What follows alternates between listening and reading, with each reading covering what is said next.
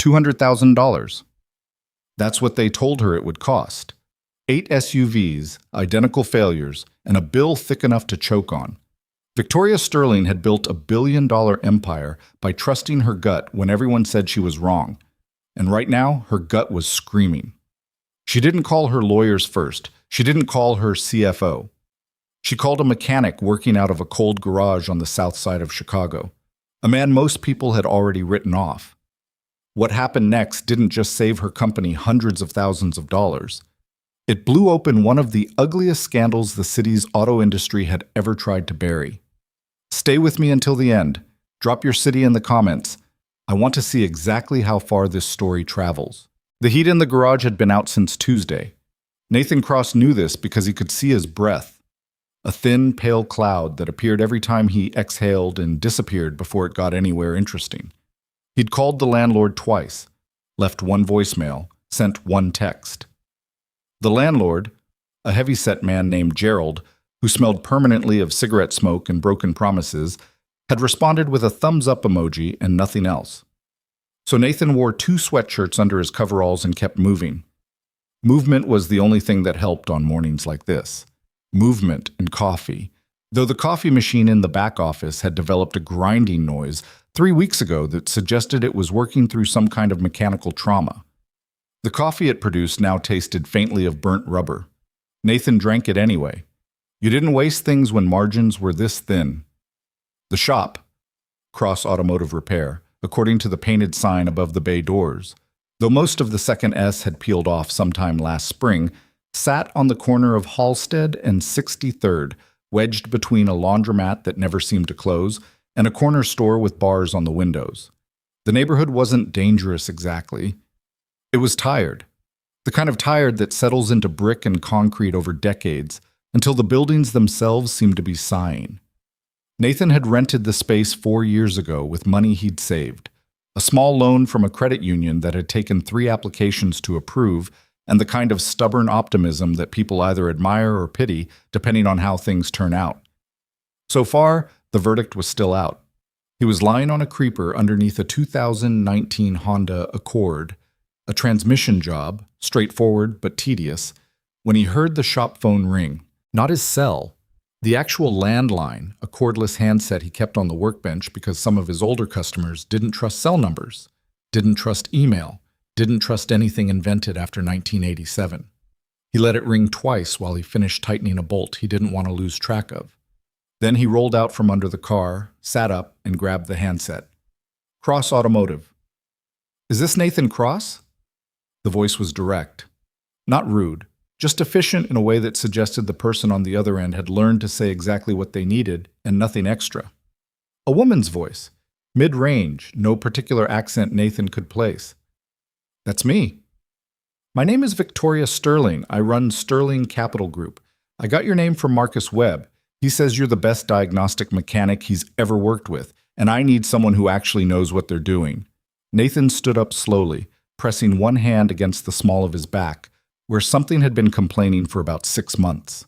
He recognized the name Sterling Capital Group the same way you recognize a weather system moving in, not from personal experience, but from the scale of it. Sterling Capital was one of those companies that showed up in business sections of newspapers, in conversations about Chicago's economic influence, in the kind of articles that used the word Titan without irony. Marcus exaggerates, Nathan said. He told me you'd say that. He also told me to ignore it. Nathan walked to the workbench and set down his ratchet. Outside, through the streaked glass of the bay door, he could see that it had started snowing again. Not heavily, just that fine, mean Chicago snow that didn't accumulate so much as infiltrate, getting into your collar, your ears, the gap between your glove and your sleeve. What's the problem? He said. 8 vehicles. My executive fleet, all 2022 Meridian Vantage SUVs. Over the last 2 weeks, every single one of them has developed identical warning codes, multiple system alerts. The vehicles are still operational, but 2 of my executives have already refused to drive them on safety grounds, which I actually respect, and 3 more are about to follow. Nathan knew the Meridian Vantage, German engineering, American price tag, the kind of vehicle that dealerships loved because the owners were loyal and the parts were expensive and the labor rates were whatever the service director felt like typing that morning. "Which codes are triggering?" he asked. She read them to him. She'd written them down. He could tell from the slight pause before each one, the careful pronunciation of alphanumeric sequences that most people would have just photographed and texted. He grabbed a pen and wrote them on the back of an invoice. "And you've already taken them to the dealership," he said. It wasn't a question. "Lakeside Meridian on Michigan Avenue. I took all 8 in last week. Their service director, a man named Hargrove, presented me with an estimate this morning." "How much?" A pause. Brief, controlled. The pause of someone who has dealt with large numbers professionally but still feels this particular number in a specific place. $194,000, Victoria said, across 8 vehicles. The recommendation is full electronic harness replacement on each unit, plus what they're calling a comprehensive module recalibration package. Nathan said nothing for a moment. Outside, a garbage truck was making its way down Halstead, hydraulics hissing in the cold. A car honked at it. The car won nothing. "That's a significant estimate," Nathan said carefully. "It felt wrong," Victoria said. "I've been in business long enough to know when a number is designed to make me stop asking questions. I didn't sign it. Hargrove was very unhappy about that." "I imagine he was." "Mr. Cross, I need someone to look at these vehicles independently, not to validate the dealership's estimate, to tell me the truth, whatever that is. Marcus said if there's anyone in this city who won't just tell me what I want to hear, it's you." Nathan looked at the Accord on the lift. He looked at the 2 other cars parked in the second bay, both waiting on parts that were supposed to arrive Thursday.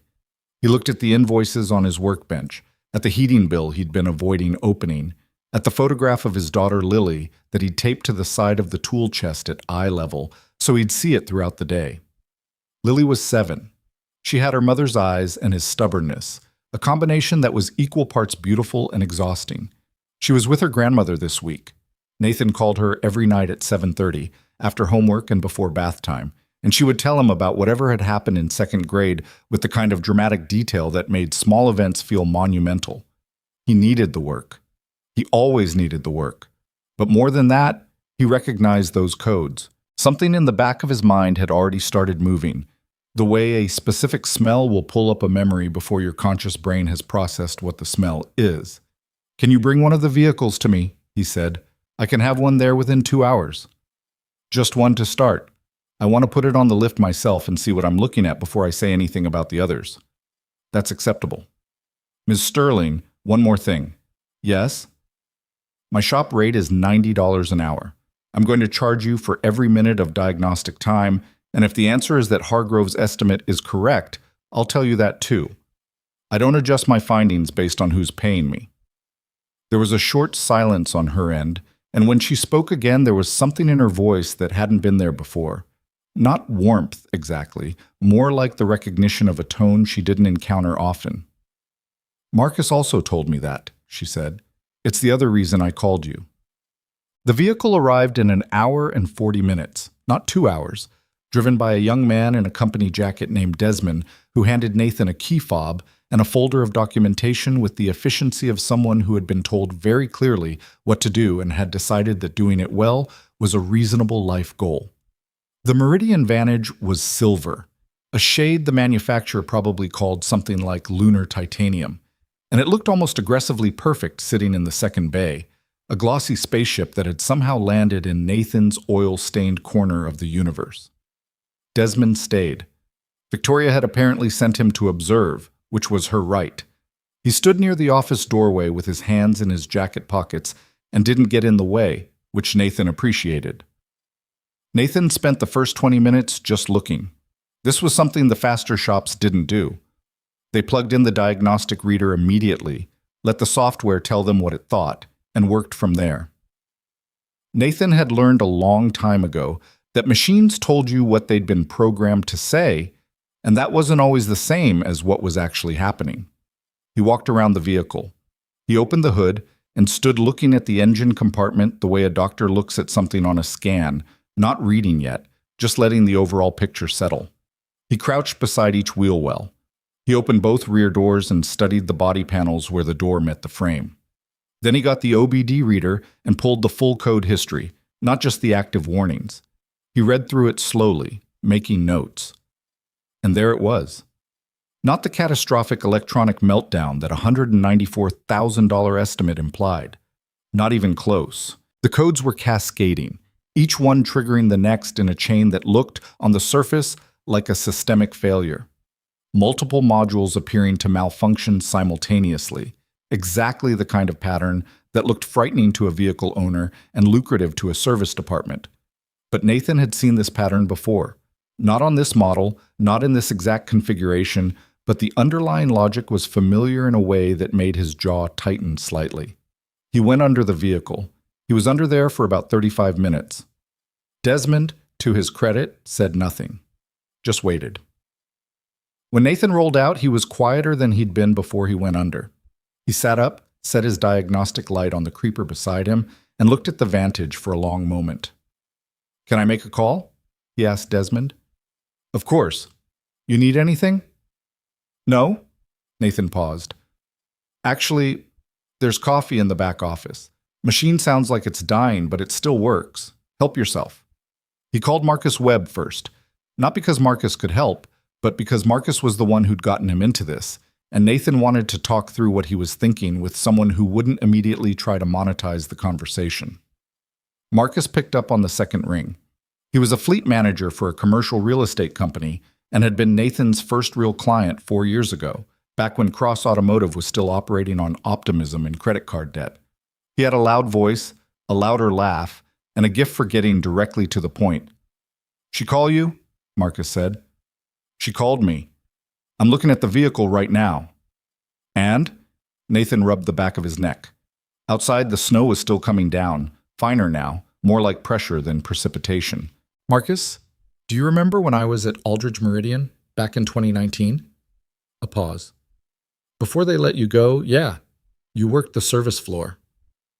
I found something then. A recurring failure pattern on the 2019 and 2020 Vantage line. Specific codes that cascaded in a way that looked like electronic harness issues, but were actually caused by a connector clip. One piece. Costs about $4 wholesale." Silence. "Marcus, I'm here. I'm doing math in my head. The 2022 model updated the harness layout but kept the same connector specification in the secondary junction box. I just found the clip under this vehicle. It's failed. Same failure mode." "Nathan," Marcus's voice had changed slightly, "if that's what it is, I know. And if they ran the same scheme on 8 vehicles, I know, Marcus. That's not a billing error. That's, I know what it is." Nathan said it firmly, not sharply. He wasn't angry yet.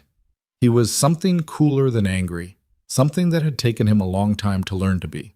Deliberate. "Let me do this right. Let me fix this vehicle first and document everything, and then I'll talk to Ms. Sterling." "You be careful," Marcus said. "Lakeside Meridian isn't some corner operation. Hargrove has been service director there for, 12 years? That dealership does $15 million in service revenue annually." "I'm aware. I'm just saying." "I know what you're saying." Nathan looked at the Vantage. "I'll call you later." He fixed the vehicle in 2 hours and 11 minutes. The part cost him $6.40 from his supplier.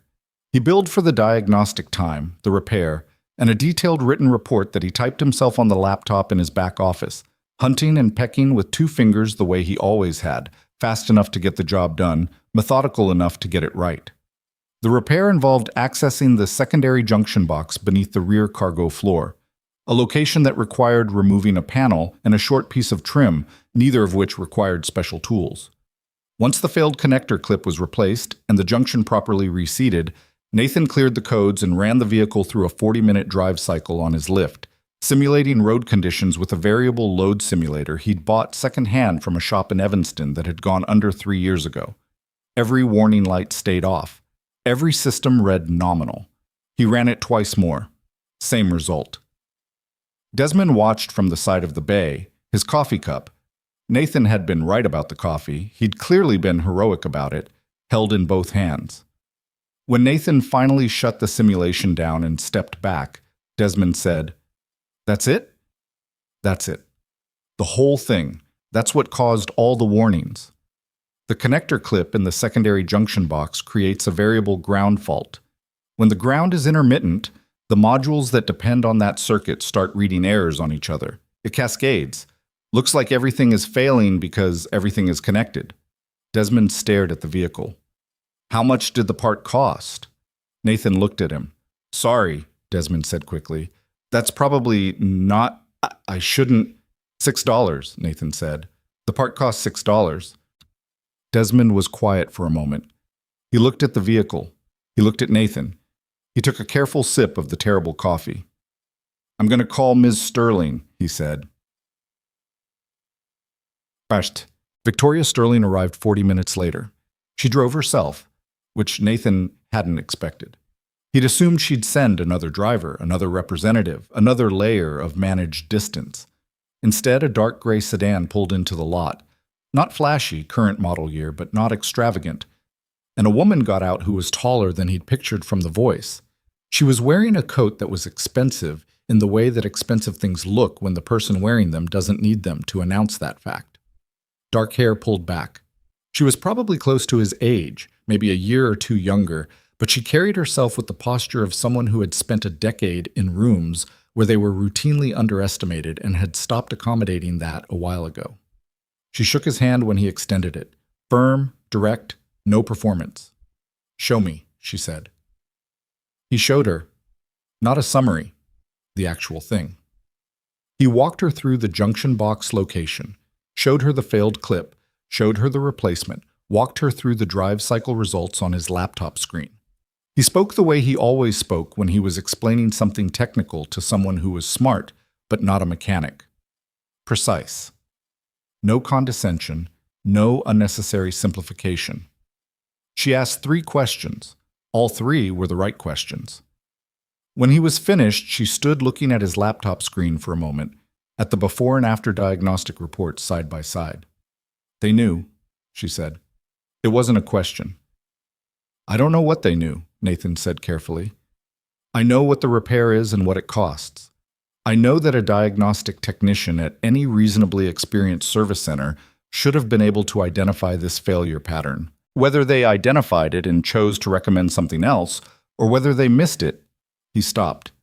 "That I can't tell you from here." Victoria looked at him. She had eyes that were difficult to read, not because they were cold, but because they were busy, processing, assessing, running calculations he couldn't see. "What would you need to say more than that?" Nathan folded his arms. "Records, service history on the other 7 vehicles, and honestly, if I had access to similar complaints on this model from other owners or other dealerships, that would matter too." She nodded slowly. "I'll have my team pull what they can." She looked at the Vantage. "How long to fix the other 7? "Assuming they have the same failure, which, given the identical codes, I think is likely. A few hours each. I'll want to verify each one individually. I don't assume." "I respect that." She reached into the inside pocket of her coat and produced a business card that she held out to him. "My direct number is on the back. Call me before you call anyone else." She paused. "And Mr. Cross?" "Yeah. Thank you for not making me feel stupid for being suspicious." He took the card. "You weren't stupid. You were right." And said, she left. Desmond left with the repaired Vantage. Nathan stood alone in the bay for a moment in the quiet. The particular quiet of a shop after a job, the tools settled, the lifts still, the sound of traffic on Halstead muffled by the bay doors. Then he walked to the back office and called his daughter. It was only 4 o'clock, not their usual time, but his mother answered and passed the phone over without asking why he was calling early, because she knew him well enough to know that he called when he needed to hear Lily's voice, and she had the grace not to make it a conversation. "Daddy?" Lily said, with the urgency of someone who had been waiting to tell him something for hours. "Today in art class we were supposed to draw something from nature, and I drew a car engine." "Yeah?" "Miss Pittman said cars aren't nature, but I said the parts come from metal that comes from the ground, so technically, that's a solid argument." She gave me a check minus. That's also fair. I know. A pause. How's work? Had an interesting day. Good interesting or bad interesting? Nathan thought about it. He thought about the $6 part, about the $194,000 estimate, about the look on Victoria Sterling's face when she said they knew. I don't know yet, he said. Might be both. That's kind of like my day, Lily said thoughtfully. I got a check minus, but I stand by the engine. Good, he said. Don't stop standing by things. She told him about the rest of her day for another 8 minutes. He listened. He sat in his office chair with the heating bill still unopened on the corner of his desk and the business card with Victoria Sterling's direct number face up beside his keyboard, and he listened to his daughter talk about second grade like it was the whole world. For a little while, he let it be. That night, after he'd locked up the shop and driven back to his apartment, a 2-bedroom on the 3rd floor of a building that had good bones and intermittent hot water, Nathan made himself dinner, which was pasta with jarred sauce because it was Tuesday and he hadn't gone grocery shopping, and sat at the kitchen table with his laptop open. He didn't own the laptop. He didn't own the kitchen table either, technically. Both were still being paid for. He was practical about these things, practical in the way that people who cannot afford to be impractical become very good at. He opened a search browser and started looking up the 2022 Meridian Vantage. Owner forums, primarily, the kind where people who bought expensive vehicles and then had expensive problems went to find out if they were alone. He scrolled through complaint threads methodically, reading the usernames of people he'd never meet. Vantage owner _TX, frustrated _and Phoenix, Meridian _Mike, a dozen others. He kept a notepad beside the laptop. By 10 o'clock, he had filled 3 pages. The pattern was there. It was unmistakable once you knew what to look for. Owners across the country reporting identical cascading codes on 2022 Vantages, a significant portion of them directed to authorized dealerships, a significant portion of those receiving estimates for harness replacement or module recalibration. In several threads, owners mentioned that after paying for these repairs, the warnings had returned within weeks. In 2 threads, owners mentioned taking the vehicles to independent mechanics who had found, and Nathan read these entries twice, carefully, connector clip failures in the secondary junction. One of those threads was from a user named Vantage_Rip_off who had posted 8 months ago. The post was titled, Dealer Knew, Here's What I Found Out. Nathan read it 3 times.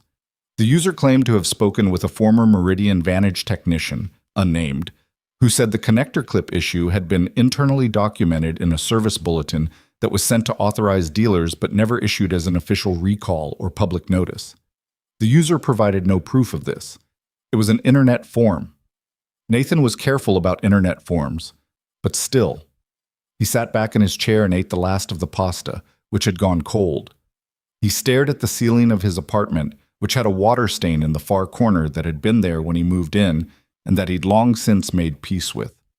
If there was a service bulletin, even an internal one, then the dealership wouldn't just have had the ability to identify the fault. They would have had specific guidance about it. They would have known what it was before the first vehicle ever pulled into the service bay.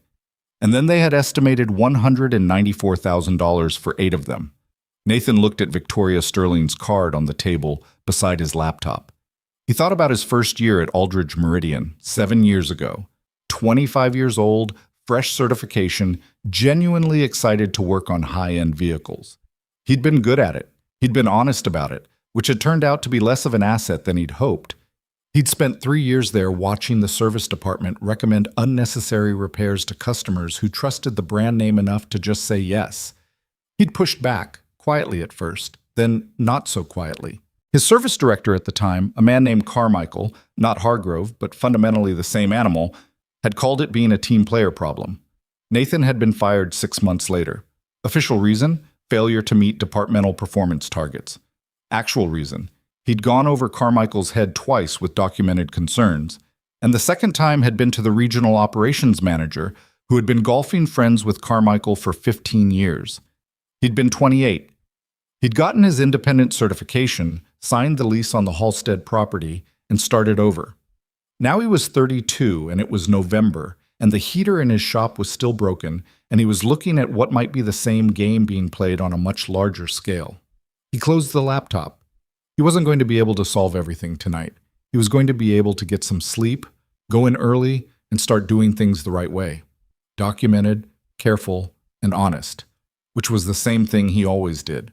He washed the pasta pot, turned off the kitchen light, and went to bed. His alarm was set for 5:15 sim.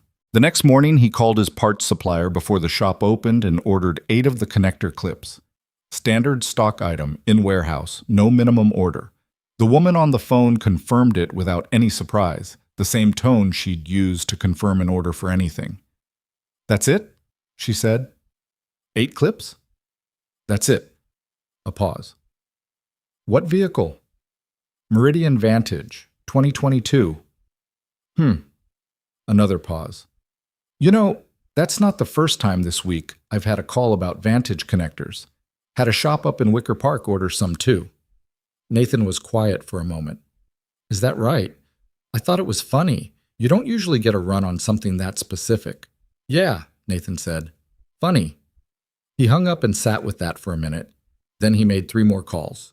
2 to other independent shops he knew, 1 to a former colleague from Aldridge who now worked fleet maintenance for a transportation company. He asked carefully whether any of them had seen the code pattern he described on recent model Vantages. 2 of the 3 had. Neither of them had been approached by a dealership. Neither of them had estimated anything close to what Lakeside Meridian had put in front of Victoria Sterling. By the time his first walk-in customer of the day arrived at 8:30, a retired school teacher named Mr. Bukowski, who came every 3 months for an oil change and stayed for 45 minutes telling Nathan about his grandchildren, Nathan had a clearer picture of what he was dealing with. He listened to Mr. Bukowski describe his oldest granddaughter's soccer tournament. He changed the oil, checked the filters, rotated the tires.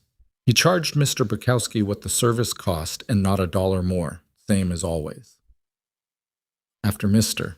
Bukowski left, he opened a new document on his laptop and started writing. He wrote for 2 hours. Clear, technical, linear.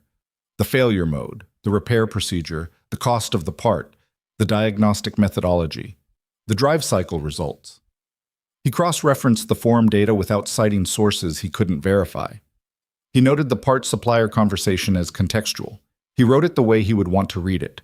No rhetoric, no outrage, just the thing laid out so clearly that a person of reasonable intelligence would reach the obvious conclusion themselves. When he was done, he read it back twice. He fixed 3 sentences that were murkier than they needed to be. He added a section at the end with his full technician certification number and a statement that everything in the document was to the best of his knowledge and diagnostic expertise, and that he was prepared to verify every point under professional review. Then he emailed it to Victoria Sterling's direct address. He went back to work on the Accord transmission. He was back under the car, in the cold, with his breath making small clouds in the still air of the bay, when his phone buzzed on the workbench. He didn't get up immediately. He finished what he was doing. A mechanic who stops in the middle of a torque sequence invites problems, and then slid out, sat up, and read the message. It was from Victoria. Just 3 lines. "Read it. Thank you. I'm going to send this to our legal and operations teams for review. One thing, and be honest with me. How certain are you?" "Not confident certain. Certain, certain." Nathan looked at the message for a moment.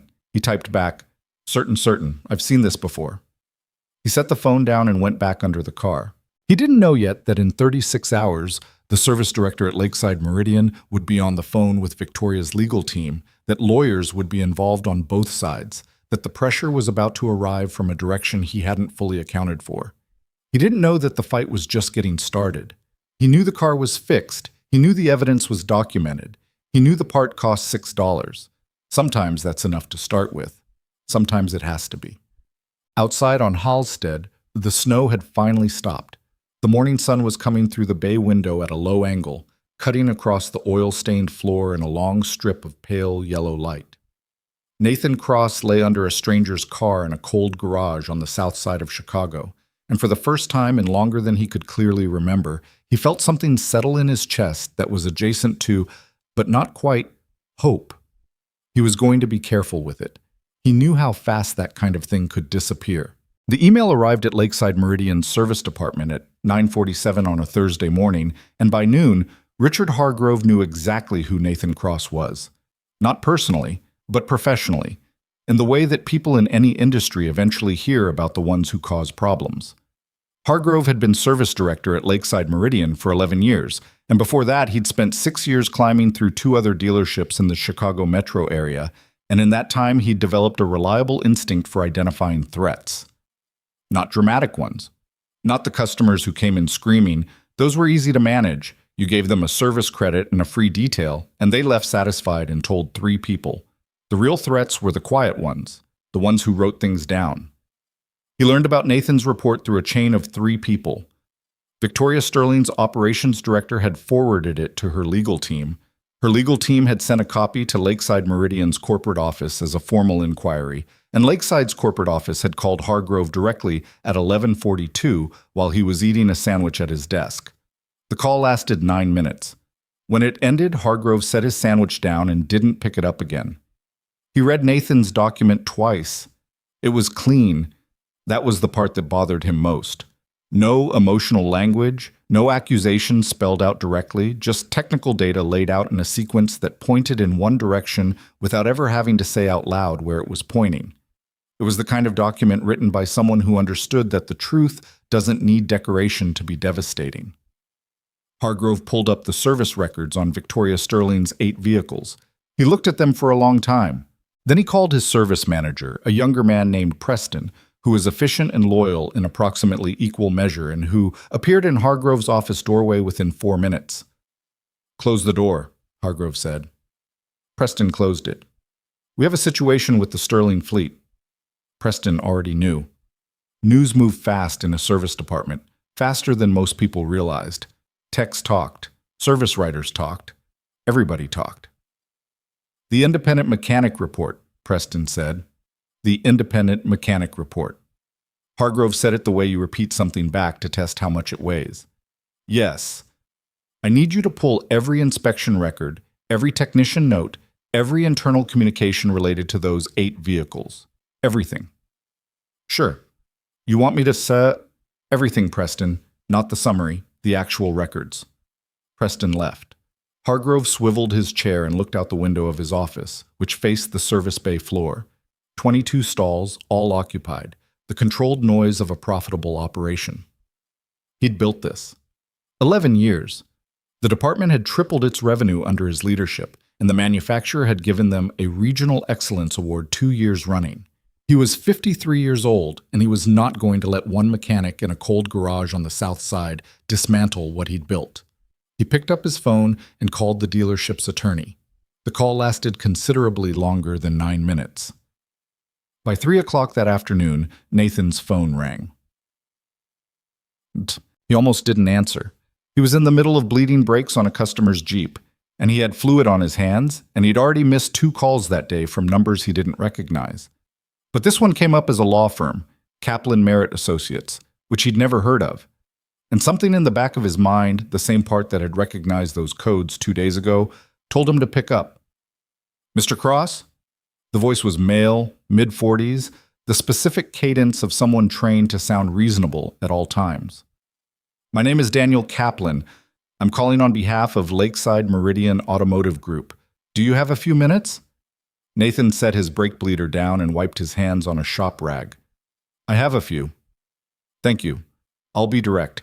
We've received a copy of the technical report you prepared regarding 8 vehicles belonging to Sterling Capital Group. My client wants to address some significant concerns about both the accuracy of your findings and the potential liabilities that may arise from your repair work." Nathan said nothing. He'd learned over years of dealing with difficult people that silence was a tool. Kaplan continued, "Our position is that the repair performed on Ms. Sterling's vehicle by an uncertified third-party technician on vehicles still under manufacturer warranty may constitute a warranty violation under the terms of the Meridian Ownership Agreement. Furthermore, the diagnostic methodology you've described doesn't align with the manufacturer's recommended service procedures for the fault codes in question." "Which manufacturer procedures are those?" Nathan asked. A brief pause. "Not long. A professional pause. Calculated. The Meridian Service documentation recommends a full module diagnostic tree for cascading electronic faults of this type. The module diagnostic tree, Nathan said, is a decision flowchart. It's a guide, not a mandate. If you follow the tree for these specific codes without first physically inspecting the secondary junction, you'll miss the connector fault every time. That's a feature of the tree, not a bug if you want to run up a repair bill. Silence on the other end. Longer this time. Mr. Cross, I'd encourage you to consider the position you're putting yourself in. If one of those vehicles experiences a subsequent fault, or in a worst case, an incident, and it comes out that the vehicles were repaired by an independent operator who bypassed manufacturer procedure, I documented every step, Nathan said. I have pre-repair and post-repair diagnostics on the vehicle I've worked on. I have drive cycle data. I have the failed component, which I preserved. And I have my technician certification, which is current, which covers this type of repair, and which doesn't require me to use a dealership bay to be valid. He paused. Is there something else? Another silence. This one felt different. The silence of someone who had expected a different conversation. My client would be willing to discuss a cooperative arrangement, Kaplan said, shifting gears smoothly. If you're concerned about the diagnostic findings, we're open to having a manufacturer's representative review both the dealership's assessment and your findings jointly. In the meantime, we'd ask that you cease further repairs on the Sterling fleet and withdraw the report from Sterling Capital's consideration. Withdraw the report, Nathan repeated, as a gesture of good faith while the manufacturer review is arranged. Nathan looked out the open bay door. The afternoon had turned gray and flat, the kind of sky that couldn't decide between snow and just being unpleasant. Across the street, the laundromat's neon sign buzzed in the cold. Mr. Kaplan, he said, I'm going to be polite about this because I think you're just doing your job. But my report says what it says because that's what I found. I didn't write it to cause problems for your client. I wrote it because a woman asked me for the truth, and I gave it to her. I'm not withdrawing it. A long pause this time. When Kaplan spoke again, the reasonableness had thinned slightly, like paint on a surface that wasn't properly prepared. I want to make sure you understand that if Sterling Capital acts on your report and there are subsequent issues, then I'll stand behind my work, Nathan said. Same as I always do. Is there something else? There wasn't. The call ended shortly after. Nathan stood in the bay for a moment with the phone in his hand, then set it on the workbench and went back to the brakes. His hands were steady. He noticed that deliberately, the same way you check a fastener you've already tightened, marchette, not because you doubt it, but because it matters. He called Victoria after he'd cleaned up, just before 5. Your dealership lawyered up, he said when she answered. I know. Kaplan called our legal team about 40 minutes ago. Her voice was level. They're claiming your repair voids the warranty and that withdrawing your report is a precondition for any cooperative resolution. They called me too. Same pitch. What did you say? No. A short beat. Good. What do you need from me to keep going? He'd thought about this. The other 7 vehicles. I want to inspect and repair them as fast as I can, and I want documented evidence, your sign-off in writing, that you authorized each repair after receiving my diagnostic findings. That way no one can claim I was operating without the owner's consent. That's already being drafted by my team. You'll have it by morning. She paused. Nathan.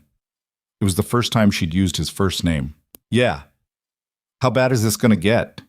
He thought about Carmichael, about the regional operations manager, about the letter that had come in the mail on a Tuesday 7 years ago, informing him that his position at Aldridge Meridian was being eliminated, effective immediately, and the way he'd sat in his kitchen reading it 3 times before it fully registered. I don't know, he said honestly, but I don't think backing down makes it better. No, she said, it doesn't. A brief pause. I'll make sure the remaining vehicles are at your shop by 7 tomorrow morning. I'll be there. He was there at 6. He couldn't sleep past 4:30 anyway. He'd been waking up at odd hours since the Kaplan call, not with anxiety exactly, more with the specific alertness of someone whose brain has identified a problem and refuses to fully power down until it's resolved. He'd lain in bed until 5, staring at the ceiling water stain, having a quiet argument with himself about the difference between being principled and being reckless, and whether those two things could sometimes look identical from the outside. He didn't reach a verdict. He got up, made coffee. Real coffee.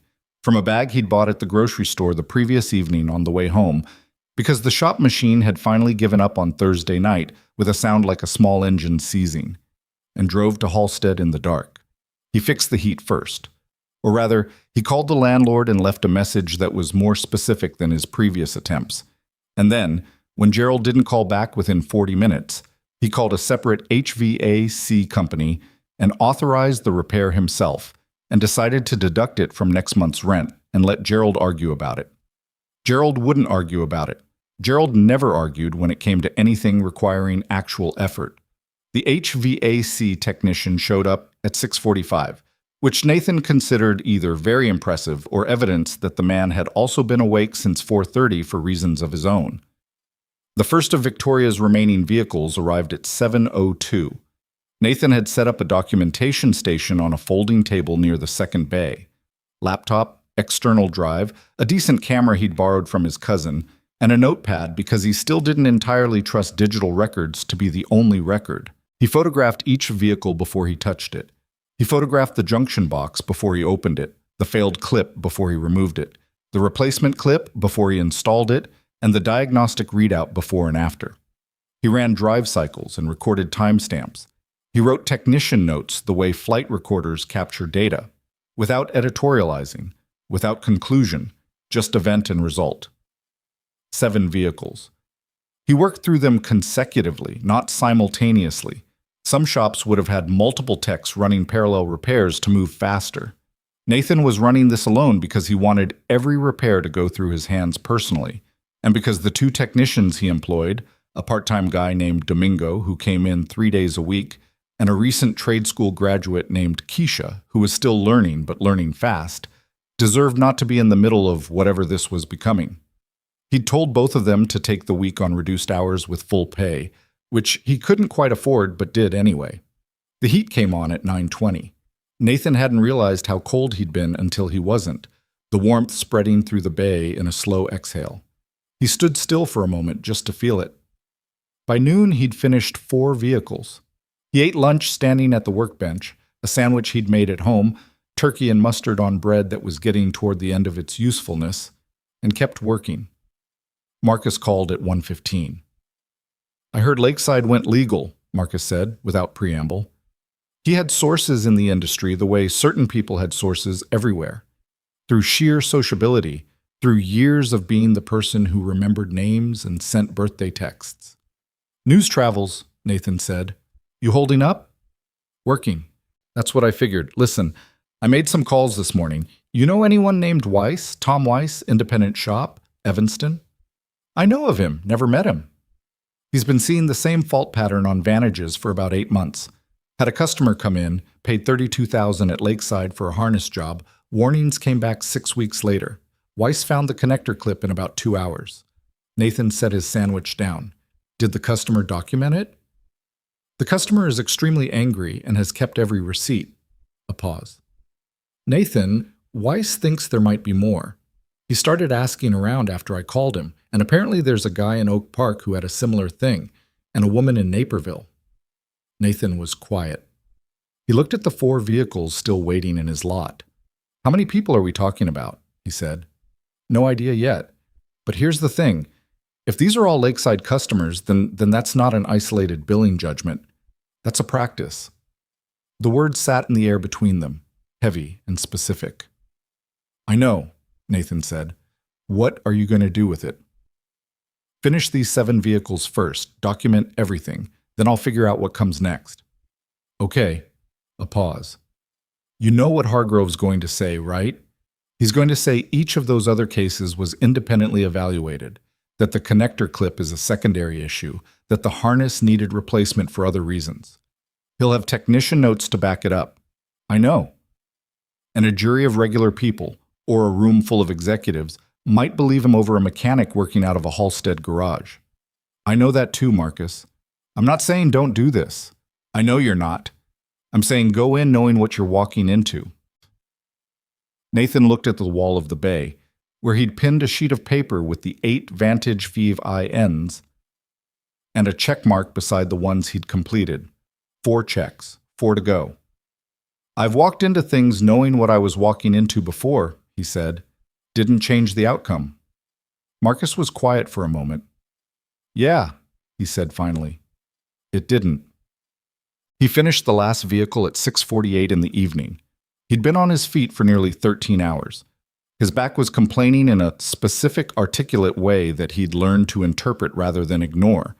This was the "you need to sit down" complaint, not the "something is actually wrong" complaint. He sat on the creeper in the middle of the bay and looked at the 7 vehicles lined up like a very expensive chorus line. All of them clean, every code cleared, every drive cycle passed. He pulled up his documentation folder on the laptop. 31 photographs per vehicle, minimum. Technician notes averaging 400 words each. Drive cycle data with timestamps, parts receipts. The failed clips in a Ziploc bag labeled with the corresponding VIN numbers. Because he had learned somewhere that physical evidence mattered in a way that digital records, however thorough, couldn't quite replicate. Total parts cost across all 8 vehicles, $51.20. He photographed the receipt for that too. He uploaded everything to a secure cloud folder, shared it with Victoria's direct email, sent a secondary copy to his own personal storage, and printed a hard copy that he put in a manila folder in the locked filing cabinet in the back office. Belt and suspenders and a piece of twine for backup. Then he called Victoria. All 8 are done, he said. Full documentation package is in your inbox. A pause, and in the pause he could hear something that sounded like, not relief, not quite, more like the release of a breath held for a specific number of hours. Parts total? She asked. $51.20. Silence. Longer this time. Nathan. Her voice was controlled, but barely. They tried to charge me $194,000. I know. For a $51 parts bill. I know. He heard her exhale. I'm going to need you to be prepared for the next stage of this. My legal team is meeting tomorrow morning, and I want you on the call if you're willing. Tell me the time. 8 o'clock. It'll probably run 2 hours. They're going to have questions about your methodology and documentation. They want to make sure everything is tight before we move. It's tight, he said.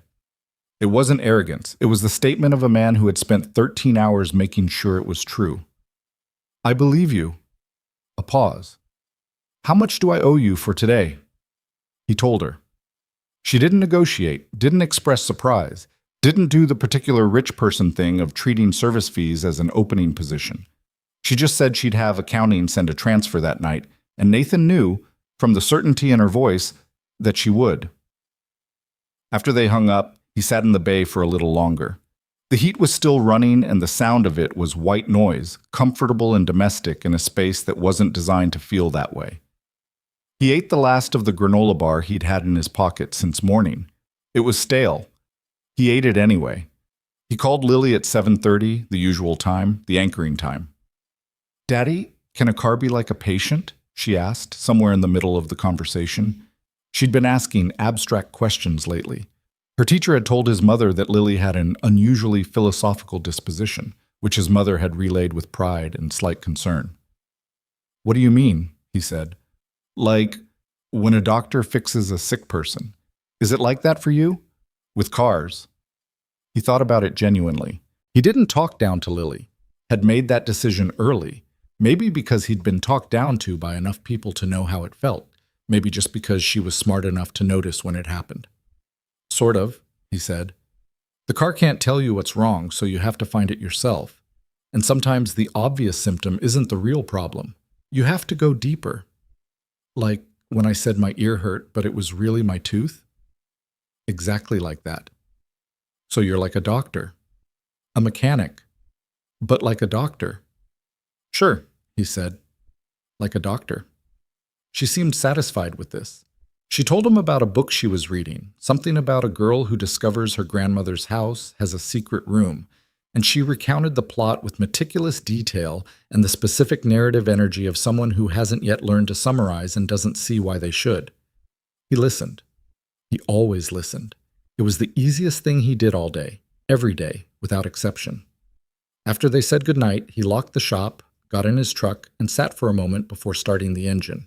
He looked at his hands on the steering wheel.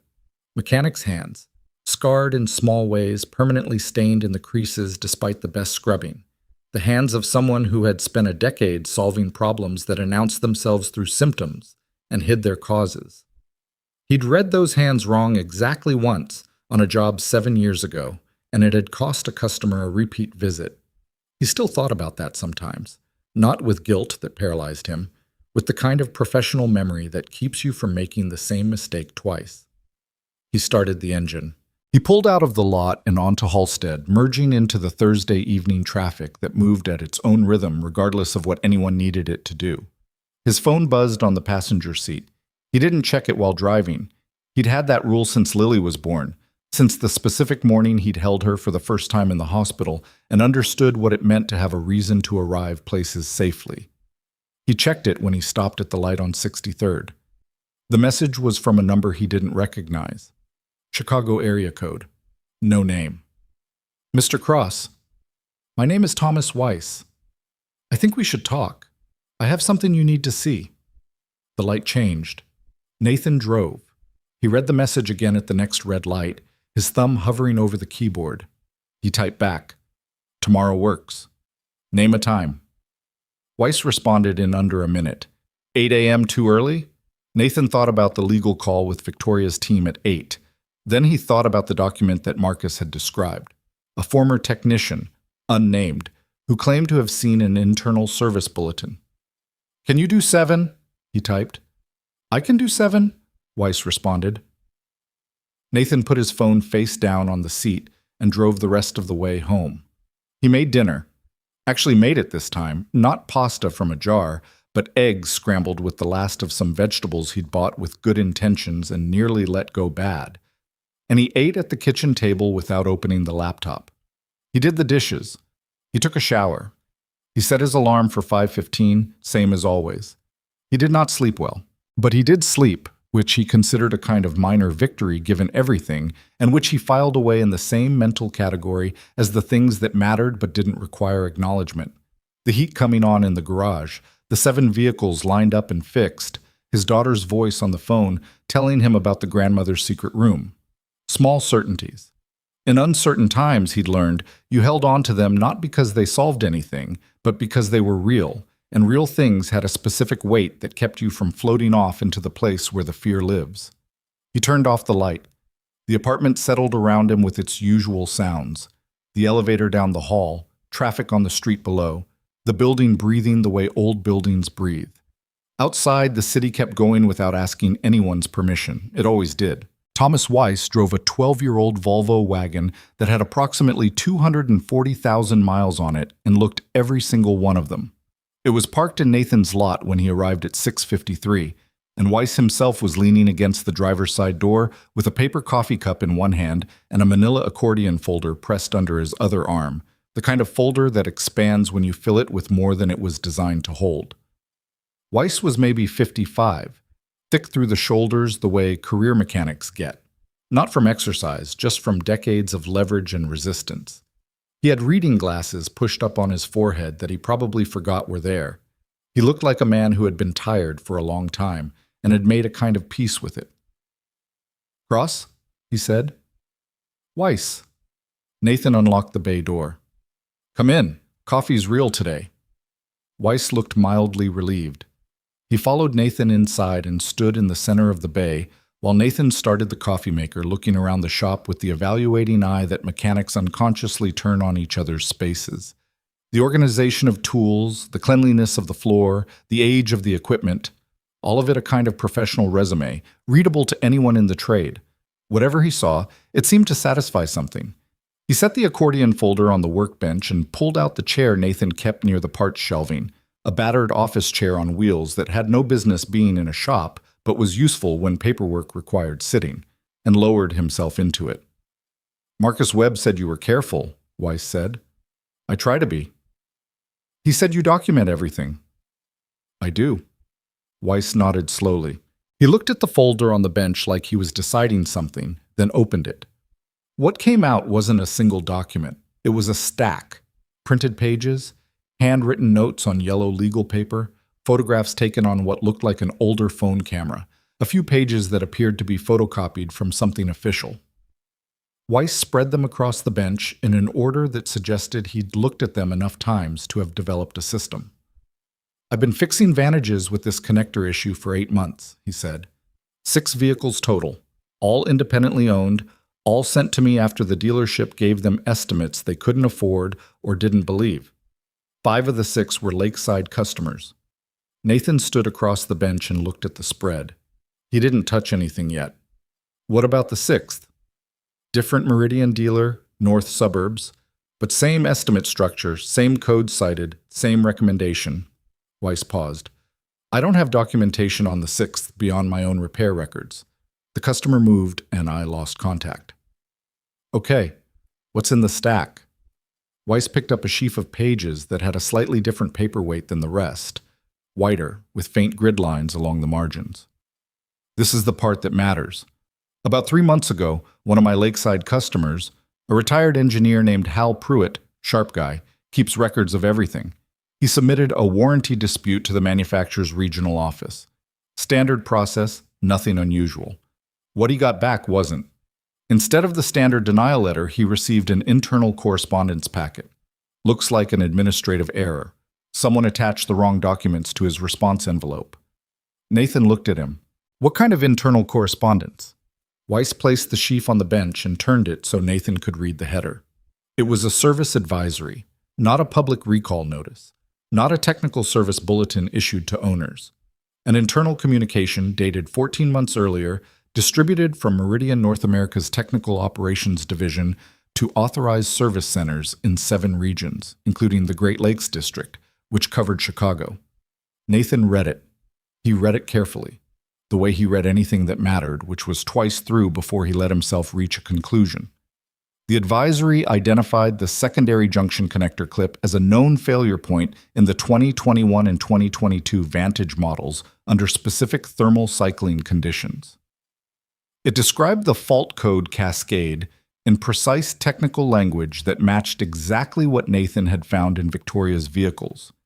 It recommended a targeted inspection protocol and specified the replacement part by number. The same part Nathan had ordered from his supplier for $6.40. It was dated 14 months ago. Victoria's vehicles had come into Lakeside 11 days ago. Nathan set the page down. He pressed his palms flat on the bench and looked at it sitting there. "Hargrove got this," he said. It came out quiet.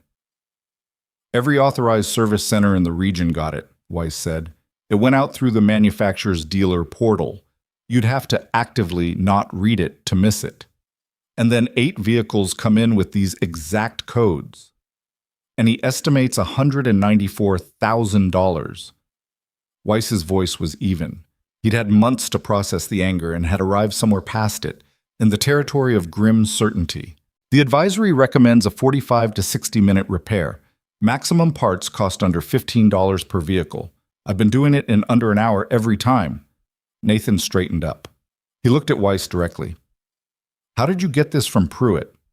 "He gave me a copy when I fixed his car. Said he'd submitted it to the manufacturer's regional office as supporting evidence for his dispute, and he wanted me to have it in case—" Weiss paused. "In case it became useful later. Is Pruitt willing to be named if this becomes a formal proceeding?" "He's 71 years old and angry about it in the way that retired engineers get angry about things. Thoroughly and in writing. Yes, he'll be named." Nathan looked at the advisory again. He looked at the date. He thought about the Kaplan call, about the careful language around manufacturers' recommended service procedures, about the way Hargrove's estimate had been structured to look thorough, to look comprehensive, to look like the kind of thing a responsible service director produces when he's doing his job conscientiously. He'd built a $194,000 estimate on top of a fault he already knew how to fix for $15. He'd had that advisory in his system for over a year. "Can I make a copy of this?" Nathan asked. "I made it for you." Weiss pushed the full stack toward him. "I've kept originals of everything. Hal has originals. My repair records are already with my attorney, just as a precaution." "You lawyered up." 3 weeks ago when I started understanding what I was looking at." Weiss picked up his coffee cup. It was empty. He looked at it briefly and set it back down with the resignation of a man used to finishing things before he means to. I'm not a fighter by nature, Cross. I've been in this business 30 years and I've seen corners cut and I've mostly stayed out of it. But this, he gestured at the stack of papers.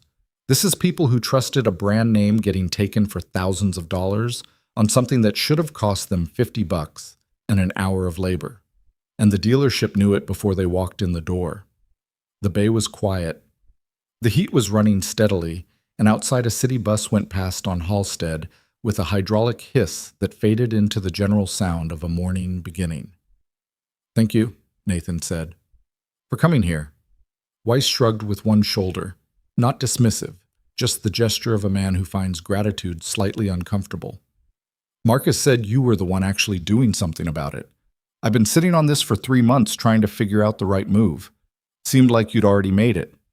Nathan looked at his watch. It was 7:41. He had 19 minutes before the call with Victoria's legal team. "One more thing," he said.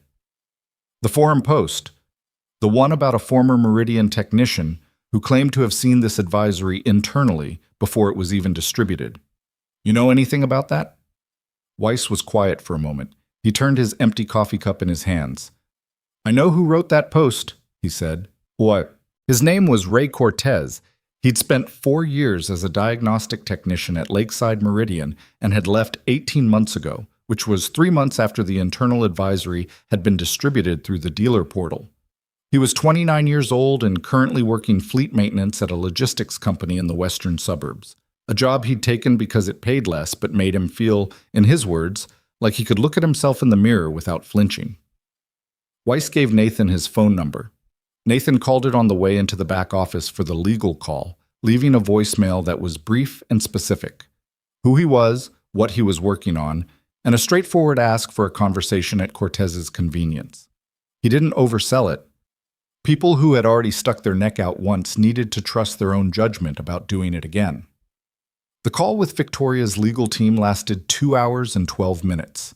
There were 4 attorneys on the line, 2 from her internal team, and 2 from an outside firm she'd engaged specifically for this situation.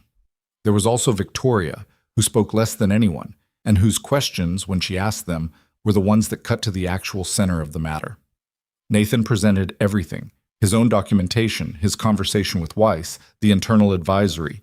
He described each repair, each drive cycle, each preserved failed component. He read relevant sections of the advisory by date and content without editorializing. He answered every technical question directly and said, "I don't know," twice, both times when he genuinely didn't know, without trying to cover the gaps. Somewhere around the 90-minute mark, one of the outside attorneys, a woman named Cho, who spoke with the precision of someone who had spent decades making sure words meant exactly what she intended them to mean, said, "Mr. Cross, to be clear about what you're presenting, you're asserting that Lakeside Meridian's service department received a manufacturer advisory identifying this specific fault and its inexpensive solution 14 months before Ms. Sterling's vehicles were brought in, and then produced an estimate recommending a repair process they knew, or should have known, was unnecessary." "I'm not asserting anything about what they knew," Nathan said carefully. "I'm presenting documented evidence of what they received and when. The advisory is dated. The dealer portal has timestamp records. Your team would need to subpoena those. What conclusions you draw from the documents is your department, not mine." A brief silence. Then Victoria said, "That's the right answer?"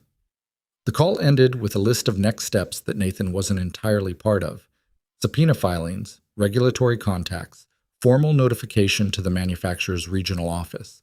His role was to be available, to preserve his documentation, and to be prepared for the possibility of appearing in a formal proceeding. "How formal?" he'd asked. "Could be an arbitration panel," Cho said. "Could be a regulatory hearing. Could be a civil proceeding. We don't know yet. It depends on how Lakeside responds when we notify them of what we have." After the call, Nathan sat in his back office for a few minutes without doing anything. He looked at the photograph of Lily on the tool chest, visible through the open office door, right where he'd put it, her school portrait from last year. She'd been mid-sentence when the photographer snapped it, apparently, so she looked like she was about to say something important. Nathan had loved that about the photo immediately. It was honest. His phone buzzed. Unknown number, but he recognized the area code as the same western suburb where Weiss had said Ray Cortez was working. He picked up. "Mr. Cross?" Young voice. Careful. "Ray Cortez?" A pause. "Yeah, I got your voicemail." Another pause. "I've been waiting for someone to call me about this for about 8 months, and now that someone did, I'm not sure what to say first." "Start anywhere," Nathan said. "I've got time." Cortez had been the junior diagnostic technician on the lakeside floor when the advisory came through. In a service department of that size, the dealer portal notifications went first to the service director, then to the senior tech, then filtered down. Hargrove had received it, read it. Cortez was certain he'd read it, because Hargrove was not a man who let things accumulate unreviewed in his inbox, and then had sent a department-wide message saying the advisory was under internal review and that techs should continue using standard diagnostic protocol for Vantage electronic faults, pending further guidance. That guidance had never come. 3 weeks later, the first Vantage with cascading codes came into Lakeside. Cortez had been assigned to it. He'd seen the codes, recognized the failure pattern immediately from the advisory. He'd read it carefully, the way young technicians read everything when they're trying to learn, and had flagged it to the senior tech, a man named Gerald Fitch, who had looked at Cortez with an expression that Cortez described on the phone as the look you give someone who's about to make a mistake they don't understand yet. Fitch had taken the job from Cortez. The estimate that came back was for full harness replacement. Cortez had said nothing. He'd been 27, 2 years out of certification, and the employment market for diagnostic techs was competitive enough that saying nothing had felt like a reasonable survival calculation. He'd done it again on the second Vantage, and the third. And then, Nathan said, and then the fourth one came in and the owner was a woman, older, maybe 65, and she had her daughter with her, and the daughter was asking questions, and the mother kept saying, "I trust them, they know what they're doing," and Cortez stopped. The estimate was $22,000 for one vehicle, and I knew what the actual problem was. It was in the advisory. It was a $40 fix. Nathan waited. "I went to Hargrove directly," Cortez said. "I told him I'd seen the advisory and I thought we should be applying the connector inspection protocol before recommending harness work." He looked at me. "I'll tell you, I've thought about that look a lot." And he said, "Ray, a thorough diagnostic is always in the customer's best interest. We don't cut corners." And he said it like he was complimenting me for bringing it up, like I'd done the right thing coming to him and he was explaining something obvious I'd just been confused about. "Did you push further?" I pushed once more. Maybe 2 weeks later, I wrote up a formal internal note, put it through the department system, addressed to Hargrove, and copied to the service manager. Said I had concerns about whether the advisory was being properly applied to the code pattern we were seeing on incoming Vantages. A pause. The next week, I was put on a performance improvement plan for inconsistent documentation quality. My documentation was fine. It had always been fine. And you left. 3 months later, my girlfriend, she's a nurse, she's practical about things, she said, "Ray, they're going to fire you anyway. You might as well leave on your own terms." So I did. He was quiet for a second. I wrote that forum post about 6 months after. Anonymous. I couldn't prove anything legally. I wanted it to be out there somewhere in case it ever mattered. "It matters now," Nathan said. "Ray, would you be willing to provide a formal statement, signed, with your name? I can connect you with legal counsel on Victoria Sterling's side. They're serious people. They'll protect your interests."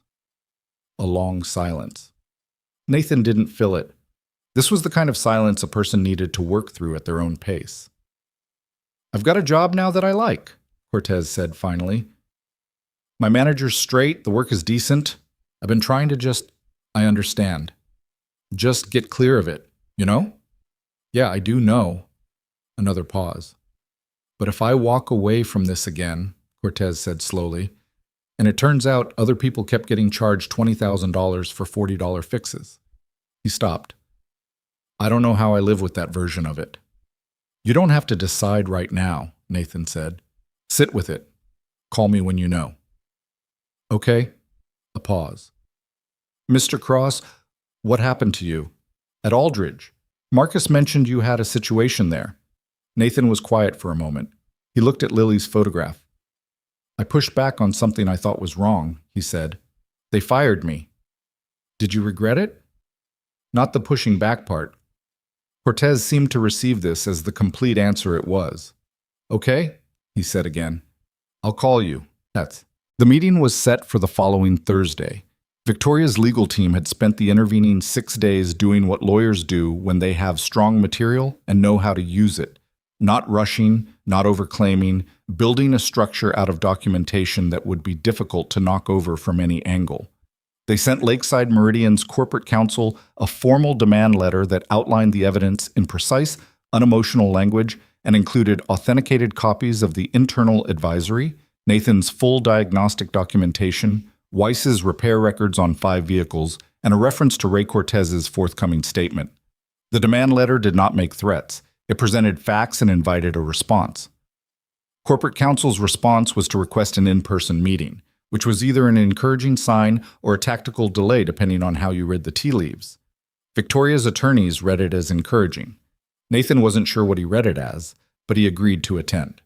The meeting was held in a conference room on the 32nd floor of a building in the Loop, the kind of space that was designed to communicate seriousness through furniture. A long table that probably had a name, chairs that cost more than Nathan's monthly rent. A view of the city that was objectively beautiful and probably calculated to make everyone in the room feel like they were operating at the appropriate altitude for important decisions.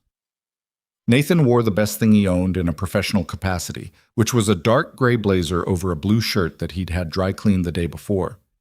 He'd polished his dress shoes that morning at his kitchen table while eating toast, which felt like the kind of detail that didn't matter and then did. Victoria was already in the room when he arrived. She was at the far side of the table, talking quietly with Cho and another attorney. She saw Nathan come in and gave him a brief nod. Not warm exactly, more like the acknowledgement between people who are in the same difficult place and understand that. On the other side of the table, 2 corporate attorneys in matching levels of well-tailored reserve, a senior representative from Lakeside Meridian's parent company, who had flown in from Detroit, and Richard Hargrove. Nathan hadn't seen him before except in the mental image he'd constructed from context and imagination. Hargrove was somewhere in his 50s, compact and solid, with the kind of deliberate composure that either meant he was very confident or was working very hard to look that way. He looked at Nathan once when Nathan sat down, a quick professional assessment, and then looked away. The first 45 minutes were procedural. Attorneys talking to attorneys in the specific register of people establishing what they were willing to acknowledge before getting to what they weren't. Nathan said nothing. He sat beside Cho and 2 seats down from Victoria and listened, following the thread. Then Cho set the internal advisory in the center of the table. She didn't make a speech about it. She slid it to the center and said, "I'd like to address this document." The corporate attorney from Detroit, his name was Bauer, and he had the posture of someone who had been preparing for this specific moment for 6 days and had decided that the correct posture was slight boredom, said, "We've reviewed the document." "Then you understand the date," Cho said. "We understand the date. And you understand that the portal records, which we have now subpoenaed and received, confirm delivery and first read timestamp at Lakeside Meridian's Service Administration account on the date shown." A pause. "We're aware of the records." "So the question I want to address," Cho said, with the ease of someone who has been building to exactly this sentence, is not whether the advisory was received. That's established. The question is what decision was made with the information it contained, and by whom. The room shifted. Not dramatically. Nathan wouldn't have called it dramatic exactly. It was more like the moment in a physical structure when a load distributes wrong and something makes a sound it wasn't supposed to make. Everyone in the room felt it, and most of them held still. Hargrove spoke for the first time. "The advisory was received and reviewed as part of our standard technical update process," he said.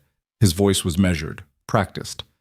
"Our determination at that time was that the connector inspection protocol described in the advisory was a supplemental option that didn't supersede our primary diagnostic tree for complex electronic faults.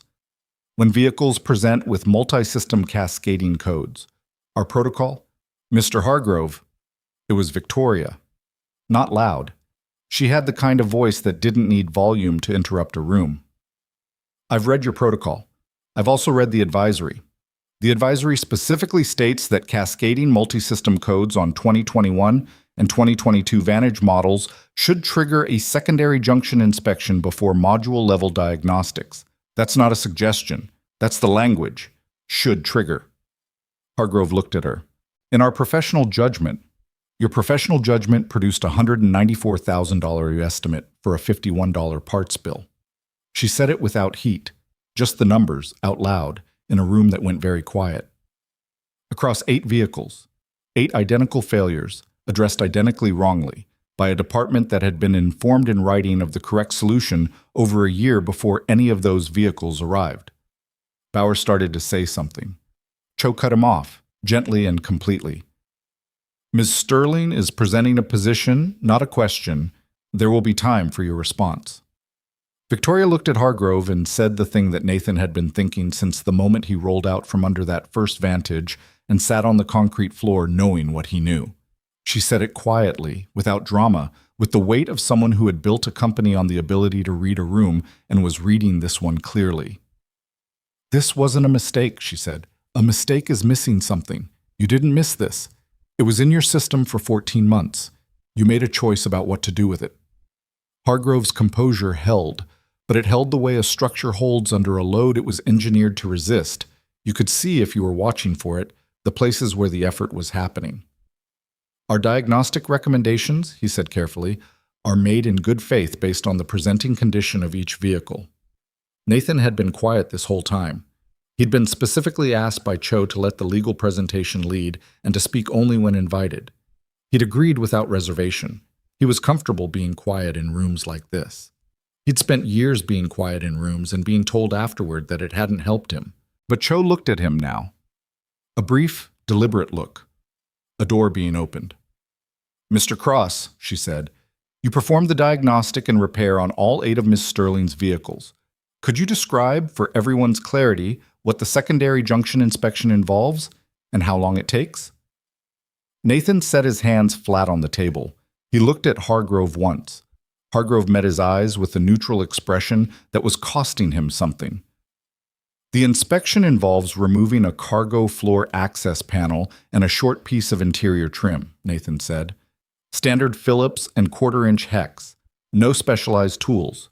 You're looking at the secondary junction box. You open it, you check the connector clip seating, you test the ground continuity with a basic multimeter. The whole inspection takes about 25 minutes if you've never done it before. Probably 15 once you know what you're looking for. He paused. He let that sit. If the clip has failed, and in all 8 of Ms. Sterling's vehicles it had, identically, you replace it with the part specified in the advisory. The clip costs approximately $6 retail. Installation is under a minute. You reseat the junction, close the panel, clear the codes, run a 40-minute drive cycle to confirm. He paused again. Total time per vehicle, under 2 hours. Total parts per vehicle, 1 clip. The room was very quiet. The advisory, Nathan continued, specifically describes this procedure in this part. It identifies the failure mode that produces cascading multi-system codes on these vehicles. It was distributed to authorized service centers across the Great Lakes region 14 months ago. He looked at Hargrove. The failure mode in all 8 of Ms. Sterling's vehicles was exactly what the advisory described. The repair was exactly what the advisory recommended. He stopped. He was done. Bauer and the corporate team had a quiet, urgent exchange that wasn't quite whispering but wasn't intended to be heard across the table either. Nathan caught fragments: exposure, regional scope, audit. He kept his face neutral. Hargrove was looking at the table. It was the first time since the meeting began that his eyes weren't directed at a person or a document.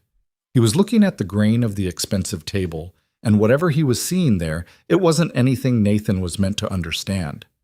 Then Bauer said, "We'd like to request a recess." Cho said, "Of course."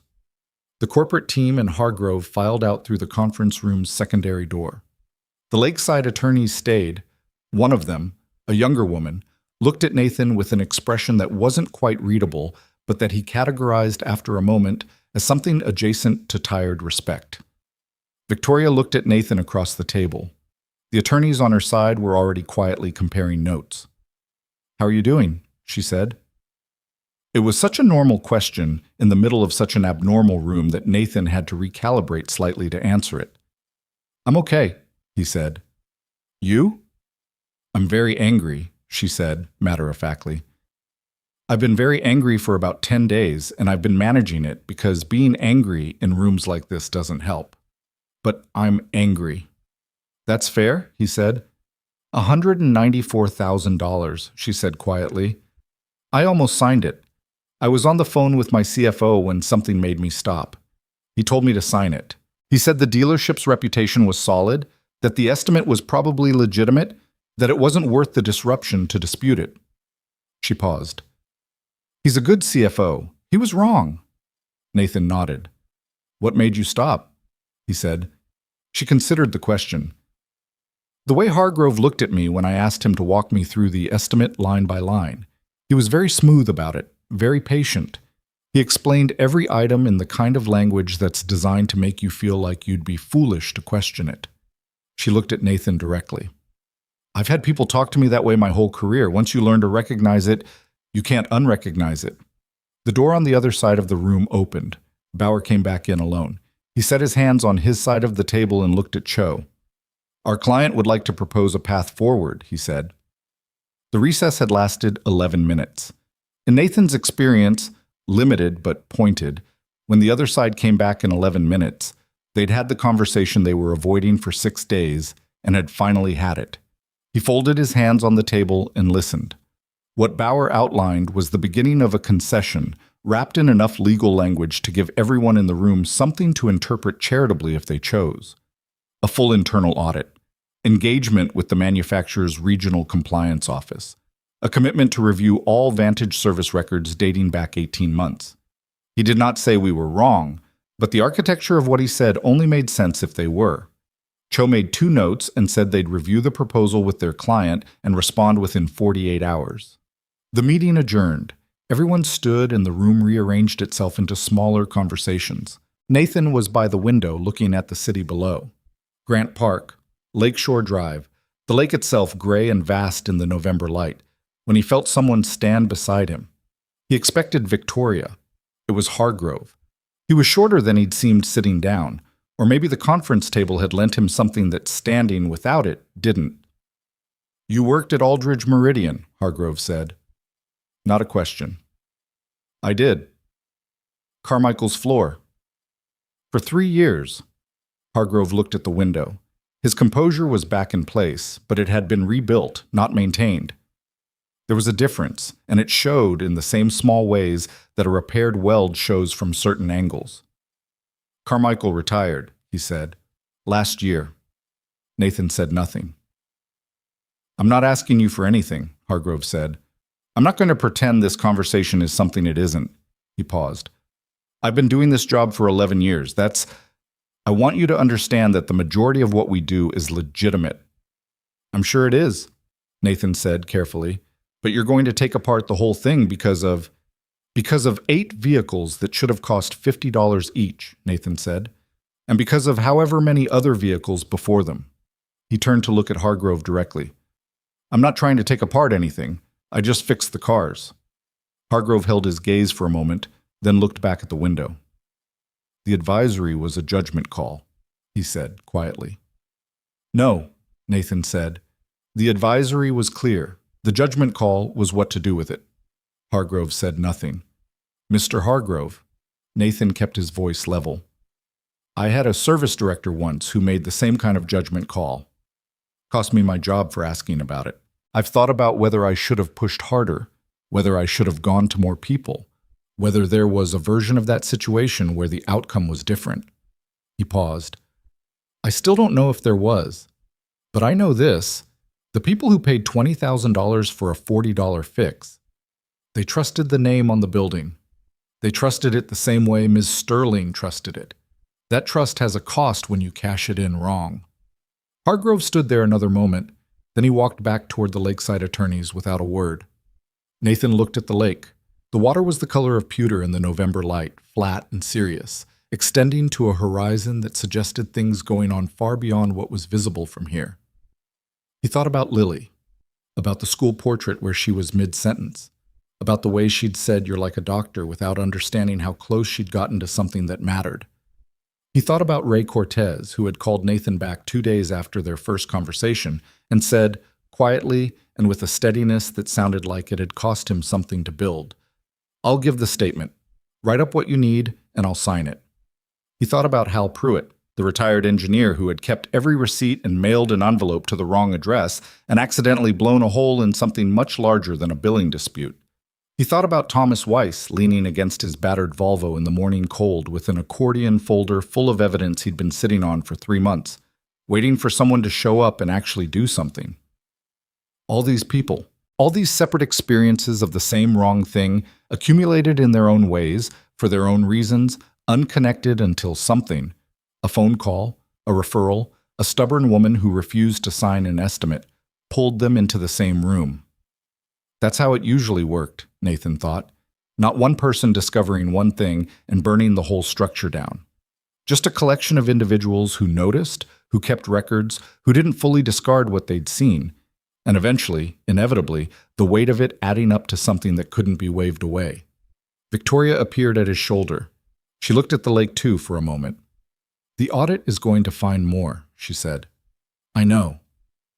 Are you ready for what comes after that?" He thought about it honestly. He thought about his shop on Halstead, about Domingo and Keisha, about the heat that was finally working, about the filing cabinet with the manila folder and the hard copies, and the bag of failed connector clips labeled by VIN. He thought about his daughter asking if cars were like patients. "I don't know," he said, "but I'm not less ready than I was last week.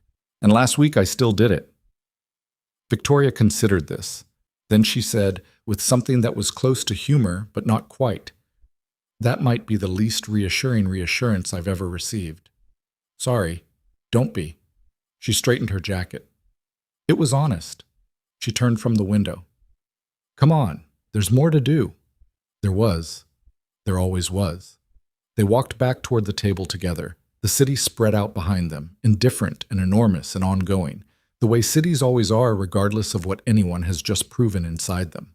The audit team arrived at Lakeside Meridian on a Monday morning, 3 weeks after the Loop conference room meeting, and they came the way serious audits always come, quietly, with badges and laptops, and the specific unhurried manner of people who already know they're going to find something and are simply deciding how long to let the suspense build. There were 4 of them. 2 from the manufacturer's regional compliance office, 1 independent forensic accountant retained by Victoria's legal team, and a representative from the Illinois Attorney General's Consumer Protection Division who had received a formal complaint referral and decided, after reading the documentation packet that Cho's office had assembled, that this was worth showing up for personally. Her name was Sandra Okafor. She was 44, had been with the AG's office for 16 years, and had the particular quality of stillness that comes from spending a career in rooms where people were trying to manage her impression of them. She wasn't easily managed. She carried a leather portfolio that she never opened in front of anyone from Lakeside, which Nathan later heard had made the dealership's attorneys more anxious than any document she could have shown them. Nathan wasn't there for the audit. He was on Halstead, working, because the audit was not his department, and because he had 3 cars backed up from the week before, and Keisha was still learning brake jobs, and Domingo had called in with a family thing that sounded genuine. He heard about the first day through Victoria, who called him at 6:15 in the evening while he was locking up. "They found the service records," she said, "all of them. 18 months of Vantage jobs." "How many?" "They're still counting." A pause. "More than we thought, Nathan." He sat on the workbench. The bay was quiet and the overhead lights were doing their usual thing of making everything look slightly institutional. "How many more?" "The preliminary count, and this is preliminary, they're still pulling records, is somewhere between 60 and 80 vehicles, potentially over 2 years if they go back further, which Okafor has indicated she intends to do." 60 to 80. Nathan had known intellectually that what he'd found in Victoria's vehicles wasn't an isolated incident. He'd known it from the forum posts, from Marcus's calls to other shops, from Weiss's 5 vehicles, from the pattern that was visible to anyone who looked at it straight. But knowing something intellectually and hearing a number attached to it were different experiences. "You okay?" Victoria said. "Yeah," he said. It was mostly true. "Are you?" "I'm processing." She was quiet for a second. "When I started this, I was trying to save my company $194,000. That felt like enough of a reason." Another pause. "It's a different thing now." "Yeah," he said again. "It is." After the call, he sat in the empty bay for a few minutes longer than he needed to. He thought about the woman Cortez had described, the one who'd come in with her daughter, who'd said, "I trust them, they know what they're doing." He thought about her as a composite, as a representative of 60 to 80 people who had said the same thing in different words in that same service department, who had looked at the dealership's glass facade and the manufacturer's logo and the 11 years of regional excellence awards, and concluded, reasonably, that they were in reliable hands. He turned off the overhead lights. He locked the door. He drove home and called Lily and listened to her talk about a disagreement she'd had with her best friend Camille over the correct order of operations in a made-up card game they'd invented. And he listened with his full attention because that was what the evening required and because some nights the most important thing was the smallest conversation. "Who was right?" he said. "I was," Lily said, without hesitation. "Was Camille's version totally wrong?" A pause. Longer than he expected. "No," she admitted. "Her version was different. It's not the same as wrong." "That's a sophisticated distinction," he said. "I know," she said, with the particular tone of a 7-year-old who knows when they've said something good and would like credit for it. He gave her the credit. It was deserved. Bob. The audit ran for 11 days. On the 4th day, the forensic accountant, a quiet man named Birch, who communicated primarily through a series of increasingly significant pauses before speaking, discovered that the service records for Vantage electronic fault repairs had been maintained in 2 separate systems. The primary dealership management software, which was what any standard audit would examine, showed service records that were thorough and internally consistent. The secondary system, an older database that had technically been deprecated when Lakeside upgraded their management software 2 years prior, but that had never been fully decommissioned, contained a parallel set of records that were less thoroughly maintained and told a different story. In the primary system, each Vantage repair was documented with a complete diagnostic tree, detailed technician notes, and a clear rationale for the recommended repairs. In the secondary system, the same jobs were logged with spare notations that were sometimes as brief as 2 or 3 words. Several of them contained what Birch later described in the most restrained possible language as entries inconsistent with contemporaneous documentation in the primary system. In plain language, the diagnostic conclusions and the formal records didn't match the informal notes. In several cases, the informal notes contained language suggesting the technician had identified the connector fault, had actually found it, before the estimate was written. In 2 of those cases, the informal note and the formal estimate were time-stamped within the same hour. Birch presented this finding to the audit team on the afternoon of the 5th day. Sandra Okafor read the entries twice, put down her pen, and said nothing for approximately 45 seconds, which everyone in the room understood to mean something significant. Nathan heard about this from Cho, who heard it from Okafor's assistant, who was not supposed to be relaying information at that stage of an active investigation, but who apparently found it difficult to contain. He was in the middle of an oil change when Cho called. He kept working while she talked, because stopping in the middle of an oil change for a phone call was exactly the kind of thing that made small jobs take twice as long. The secondary system, Cho said, essentially documents the actual diagnosis. The primary system documents the billable diagnosis. 2 sets of books, Nathan said. Effectively.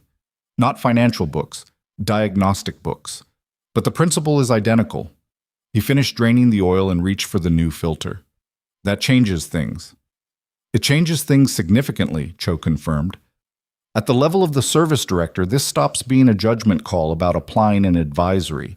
There are techs who found the fault, noted it internally, and then produced estimates for unnecessary repairs anyway. That's a different conversation than professional negligence. Who authorized the estimates? Hargrove signed every one. The filter went on. Nathan torqued it by feel.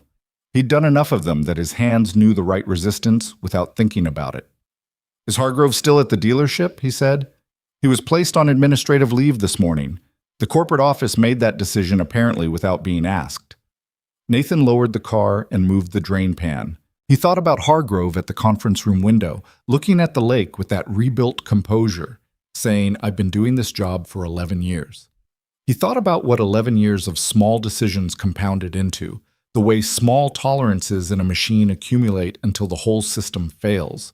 Not in a single dramatic moment, but in the way things fail when they've been running wrong for long enough. What happens to the people who paid? He said. That's the question being worked on right now, Cho said. It's complicated by the number of cases, the variation in what each customer was charged, and the question of which repairs were actually necessary versus which ones were not. Birch is building individual case files. It's going to take time. But they get something back. That's the intent. Yes. After the call, he stood in the bay with the drain pan in his hands, thinking about all the paperwork 100 people's restitution was going to require, all the phone calls and case numbers and legal correspondence that would work its way through systems that moved slowly, because slow was the speed at which thoroughness operated when thoroughness was actually required. Keisha appeared in the bay doorway. She was 23, had her certification 14 months ago, and had the quality of stillness around running engines that good techs develop early and mediocre ones never quite get. She was holding a torque wrench and looking at him with the expression of someone who has noticed their employer standing still in the middle of a job and is deciding whether to ask. "Everything okay?" she said. "Yeah," Nathan said. "Give me a minute?" She went back to the brake job without pressing it. He appreciated that about her. He disposed of the oil, washed his hands, and went back to work. Isabella Hartwell was 29 years old and had been CEO of Lakeside Meridian for 14 months. This was a fact that Nathan only learned later, that the dealership's ownership structure had changed when the previous CEO, a man named Garrett Finch, who had built the dealership over 22 years, had suffered a cardiac event the previous January and stepped back from operations. His daughter Isabella had been running the family holding company's administrative division for 3 years before being moved into the operational role. She had a business degree and an MBA and no automotive industry background to speak of, which was either a liability or the specific kind of asset that sometimes mattered in a situation like this, depending on how you looked at it. She had not been in the Loop conference room meeting. Nathan hadn't known she existed until Cho mentioned her name in passing during a call about the audit's 6th day.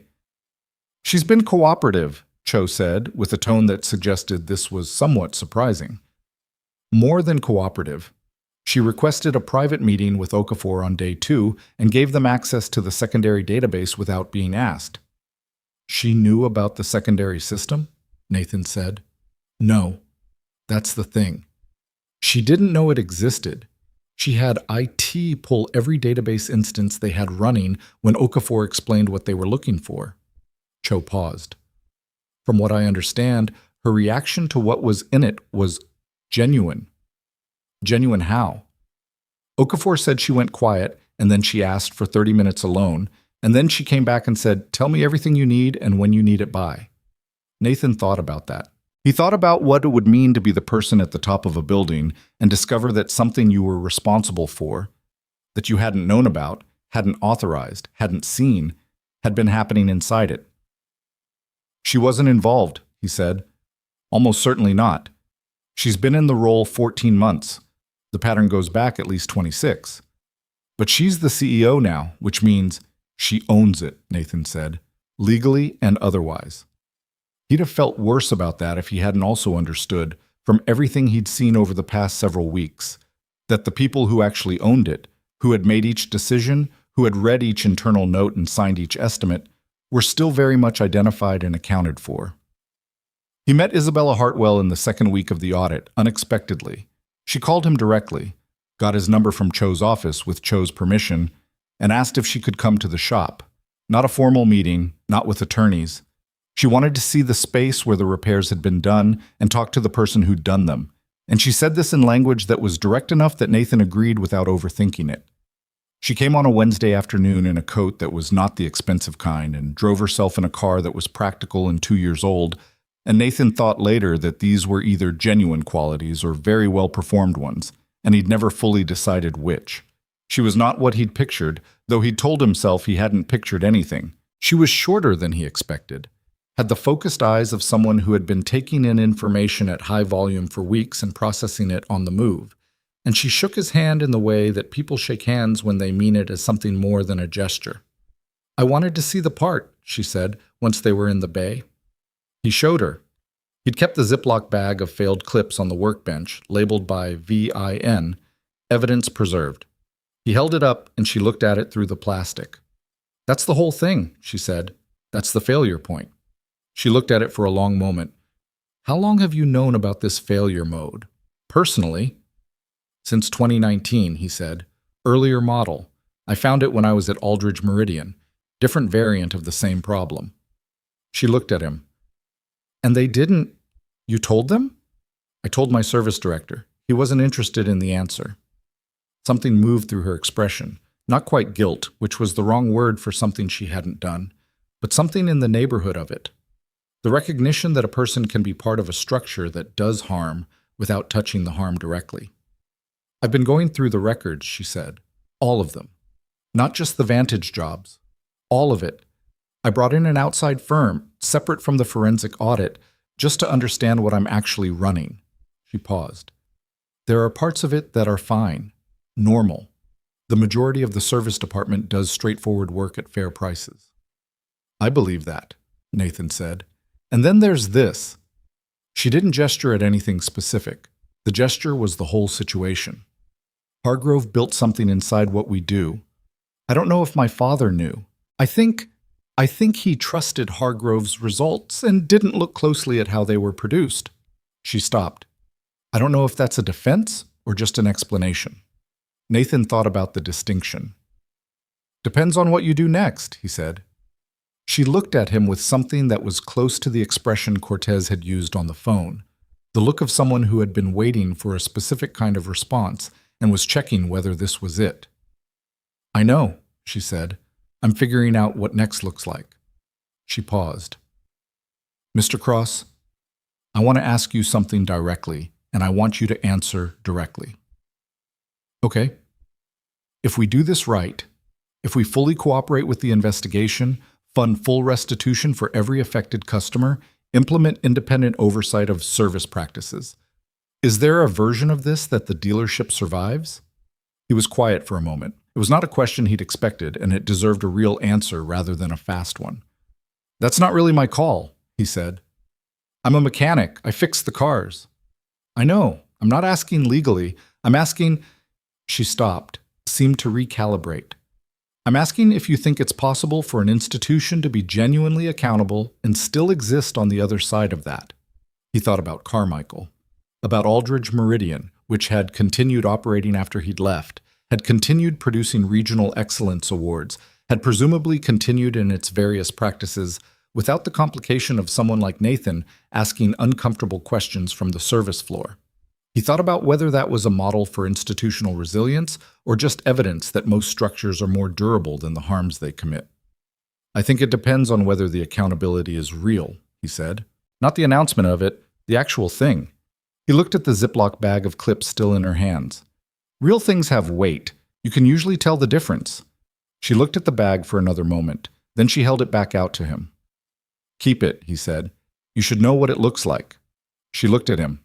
Then she put the bag in her coat pocket with a deliberateness that suggested she intended to keep it somewhere she'd see it. "Thank you," she said, "for doing this correctly, for..." She paused. "For not making it worse than it needed to be." "I wasn't trying to make it anything," Nathan said. "I was trying to fix 8 cars." "I know," she said. "That's actually what I mean." Well, Hargrove's suspension became termination on the 14th day of the audit. The manufacturer's regional compliance office issued a formal notice of violation to Lakeside Meridian that same day, which meant the dealership's authorized dealer agreement was under review. A significant consequence, because without authorized dealer status, a dealership couldn't sell new vehicles of that brand. Isabella Hartwell signed an interim cooperation agreement with the compliance office within 24 hours, committing the dealership to a third-party oversight arrangement for service operations for a minimum of 3 years. Gerald Fitch, the senior technician, the one who had taken the Vantage job from Cortez and looked at him with the expression of someone managing a mistake in real time, resigned before he could be terminated, which was its own kind of answer to a question nobody had asked him directly. Preston, the service manager who had closed Hargrove's door and pulled the records on command, was retained but removed from any diagnostic or estimate approval functions. He gave a full cooperation statement to the AG's office that Okafor's team described, without elaborating, as comprehensive. Nathan translated this as, Preston had been in the middle of something he understood well enough to know he hadn't wanted to be in it, had stayed in it anyway, and had now decided that the calculus had changed. Ray Cortez's signed statement arrived at Cho's office by messenger on the 11th day, 7 pages, notarized, thorough to the point of being almost painful in its specificity. Nathan didn't read it. It wasn't his to read. But Cho described it to him as the kind of document written by someone who has been rehearsing it in their head for 18 months and finally got to say it out loud. He called Cortez after the audit concluded. "How are you doing?" Nathan said. "Honestly?" A pause. "I feel like I put something down that I didn't realize I was still carrying." Another pause. "My hands were shaking when I signed it." "That makes sense. Does it get easier when you did the thing at Aldridge after that? Did it get easier?" Nathan thought about the honest answer. "Different," he said. "Not easier exactly. But the carrying, that part gets lighter, yeah." "Okay," Cortez said. "I can work with different." The restitution process was announced publicly 3 weeks after the audit concluded, through a joint statement from Lakeside Meridian, the manufacturer's regional office, and the Illinois AG's Consumer Protection Division.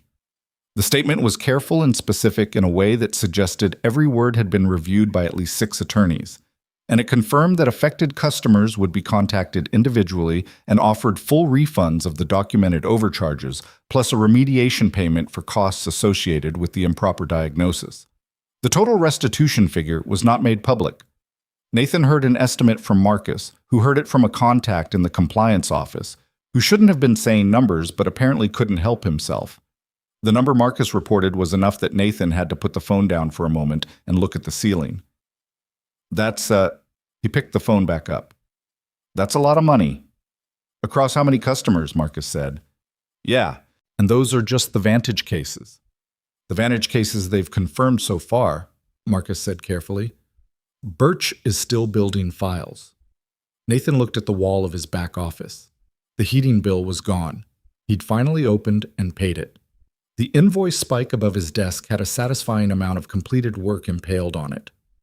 Through the open door, he could hear Keisha working in the bay, the sound of a driver and the radio she kept tuned to a station that played a mix of R&B and classic rock in proportions that made absolutely no demographic sense and somehow worked anyway.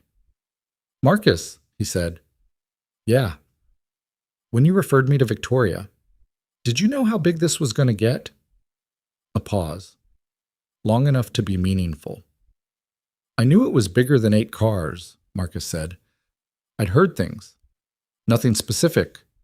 Just, there's a certain kind of reputation that gets around, you know?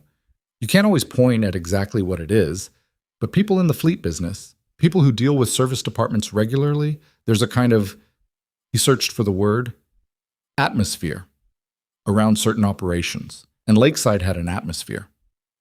"Why didn't you take it somewhere yourself before you called me?"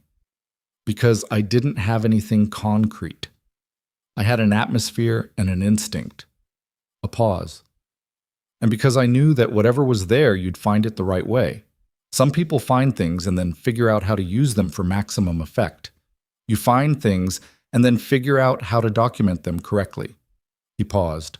"Those are different tools. This situation needed the second kind. Nathan sat with that for a moment. He wasn't sure if it was a compliment or just an observation. He decided it was probably both, and that both was fine. "Thank you," he said, "for calling me instead of someone else. Thank me when your heat bill is paid." "Already paid." "Then you're welcome, Marta," Marcus said. "Buy me lunch sometime." Done. The thing about large events, institutional ones, the kind that get formal statements and press coverage and AG involvement, is that they have an official timeline, and then they have what actually happens to the individuals inside them, which operates on a different clock entirely. The official timeline moved forward with its depositions and cooperation agreements and restitution processes and oversight arrangements. The individual timeline was messier and slower and full of the particular texture of real consequences landing on real people. Hal Pruitt, the retired engineer who had mailed the wrong envelope to the wrong address and set something in motion he hadn't fully intended, called Nathan one afternoon in the 4th week after the audit concluded. He'd received a formal notification from Lakeside Meridian's restitution team that morning. His repair bill, which had been $23,000 for work that Weiss had later confirmed was entirely unnecessary, would be refunded in full with the remediation payment added. "I wanted to tell someone," Pruitt said. He had a voice that reminded Nathan of his grandfather. Careful consonants, the habit of precision that came from a career spent in spaces where imprecision had consequences. "I don't know why I called you specifically. You're not the one writing the check." "That's okay," Nathan said. "How does it feel?" "Honestly, smaller than I thought it would." A pause. "I spent 8 months angry. I submitted the complaint to the manufacturer and it went into some process that produced a form letter. I tried calling the dealership twice and got, you know how it is, you get the runaround until you stop calling. I wrote that formal complaint to the compliance office and didn't hear back for 6 weeks. He paused. "And now there's a number on a piece of paper that's the right number. And I should feel, I don't know, more." "The anger doesn't go away immediately," Nathan said. "The money coming back doesn't undo the year of not having it." "No," Pruitt said. "It doesn't." A pause. "But it's the right number. And that matters." I'd started to think right numbers were rarer than they should be. After they hung up, Nathan went back to what he'd been doing, which was reviewing a batch estimate for a small restaurant delivery company that had reached out to him about maintaining their 6-vehicle fleet. It wasn't complicated work. It was the kind of work that was possible when you'd been running a small shop for 4 years and built something like a reputation, which was the slow accumulation of people saying your name to other people in contexts where trust mattered. He looked at the estimate numbers. They were accurate. They were fair. He initialed the bottom of the page and moved it to the outbox. Weiss called the following week. He'd also received a formal notification. His 6 customers with confirmed Lakeside Vantage repairs were all included in the restitution pool. He was characteristically sparse about it. "Glad it worked out," he said. "How's business?" Nathan asked. "Same, busy. Had a 2023 Vantage come in this week. Different fault, totally unrelated. Kid who owns it looked at me like he was waiting for me to recommend something expensive." "What did you do?" "Told him it was a wheel speed sensor. Cost him $200. He looked relieved and suspicious at the same time." Weiss paused. "That's the thing about this, you know. Even when you do it right, you're operating in a context where people don't know if they should trust you. And that context exists because of exactly what we've been dealing with for the past 2 months." "Yeah," Nathan said. "Doesn't fix the context," Weiss said. "Just makes it slightly less broken." "Slightly less broken is something." "I know. I'm not complaining." A pause. "Mostly not complaining." Nathan smiled at the phone. "Come by sometime. Coffee's better than it used to be." "Marcus mentioned that," Weiss said. "He also mentioned you finally fixed your heat." "In November, 4 years. I once went 8 months with no heat in my back office," Weiss said. "January through August. You just layer up." "I tried that," Nathan said. "I'm not built for it." "No," Weiss agreed. "Not everyone is." What? Victoria came by the shop in the 5th week, unannounced. It was a Tuesday, mid-afternoon, light traffic on Halstead. She pulled up in the same practical gray sedan she'd driven to the Loop conference room and sat in it for a moment before getting out, which Nathan noticed from the bay but pretended he hadn't. She walked in without ceremony. She was wearing different clothes than any of the professional contexts he'd seen her in. Jeans, a jacket that was warm rather than impressive, hair down rather than pulled back. She looked tired in a way that suited her, the fatigue of someone who had been working hard on something that mattered. "You just dropping by," he said. "I was in the neighborhood." "No, you weren't." "No," she agreed. "I wasn't." She looked around the shop. Keisha was in the far bay. Domingo was off that day. The radio was doing its inexplicable genre mixing. "How's business?" "Better," he said. And it was. The delivery company contract was signed. 2 other small fleet accounts had reached out in the past week. He'd heard from Cho that his name had come up in the formal proceedings more than once, and that kind of mention in professional contexts had a way of generating its own momentum. He hadn't sought it. He just answered the calls when they came. "How's yours?" "Calmer," she said.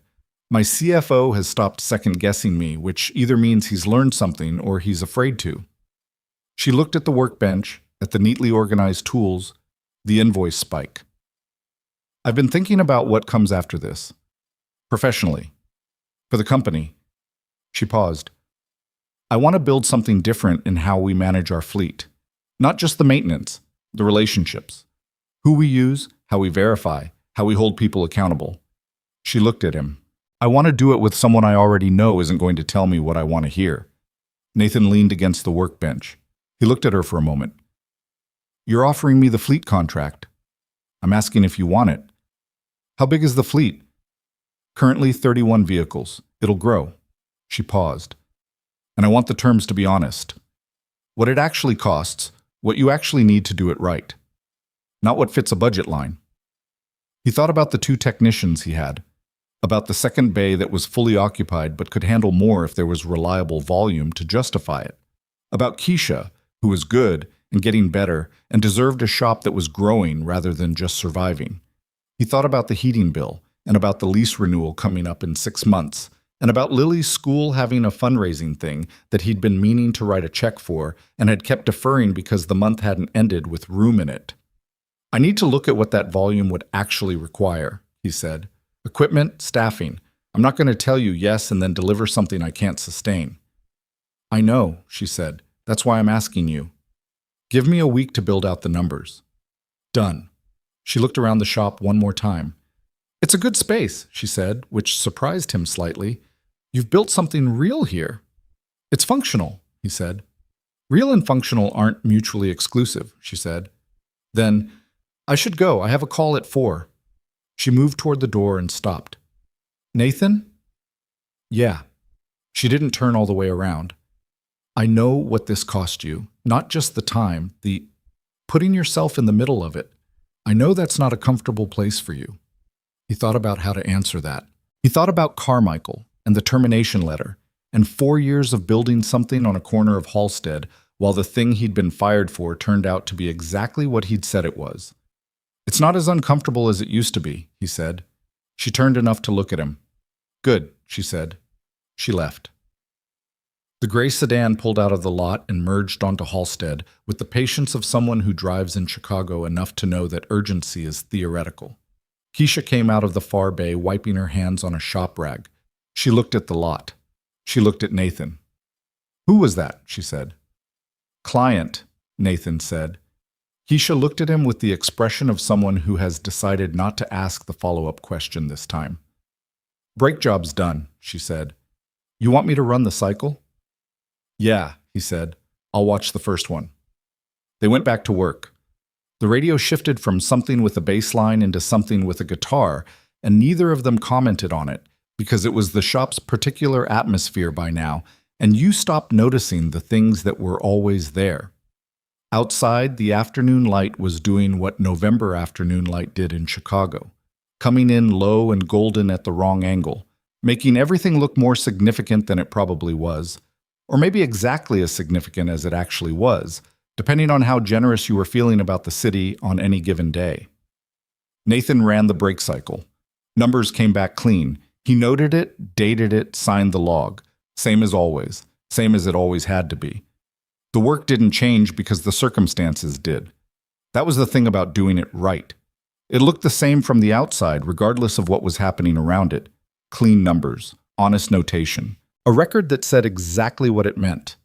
He closed the logbook and set it on the shelf. Through the bay window, Halstead was doing what it always did. Moving, indifferent, ongoing, full of people going places for reasons that had nothing to do with what was happening in this particular building on this particular afternoon. He was still here, still working, still signing his name to things he could stand behind. For now, that was enough. He wasn't naive enough to call it more than that. But it wasn't nothing either. It was specifically, precisely, not nothing. And he was starting, slowly, carefully, with the caution of a man who had been burned before by premature certainty, to let himself believe that the not nothing might be building towards something he didn't have a word for yet. He went to get the next car. The numbers Nathan put together for Victoria's fleet proposal took him 4 days and 3 drafts.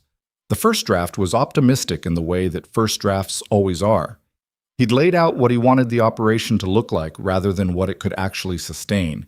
And when he read it back on the second morning, he recognized it immediately for what it was and started over. The second draft swung the other direction, conservative to the point of being almost punishing, every projection hedged, every assumption made at its worst-case value. That one he showed to Marcus, who read it at his kitchen table over the phone, walking Nathan through it line by line, and said at the end, "You're not building a bunker, you're building a business."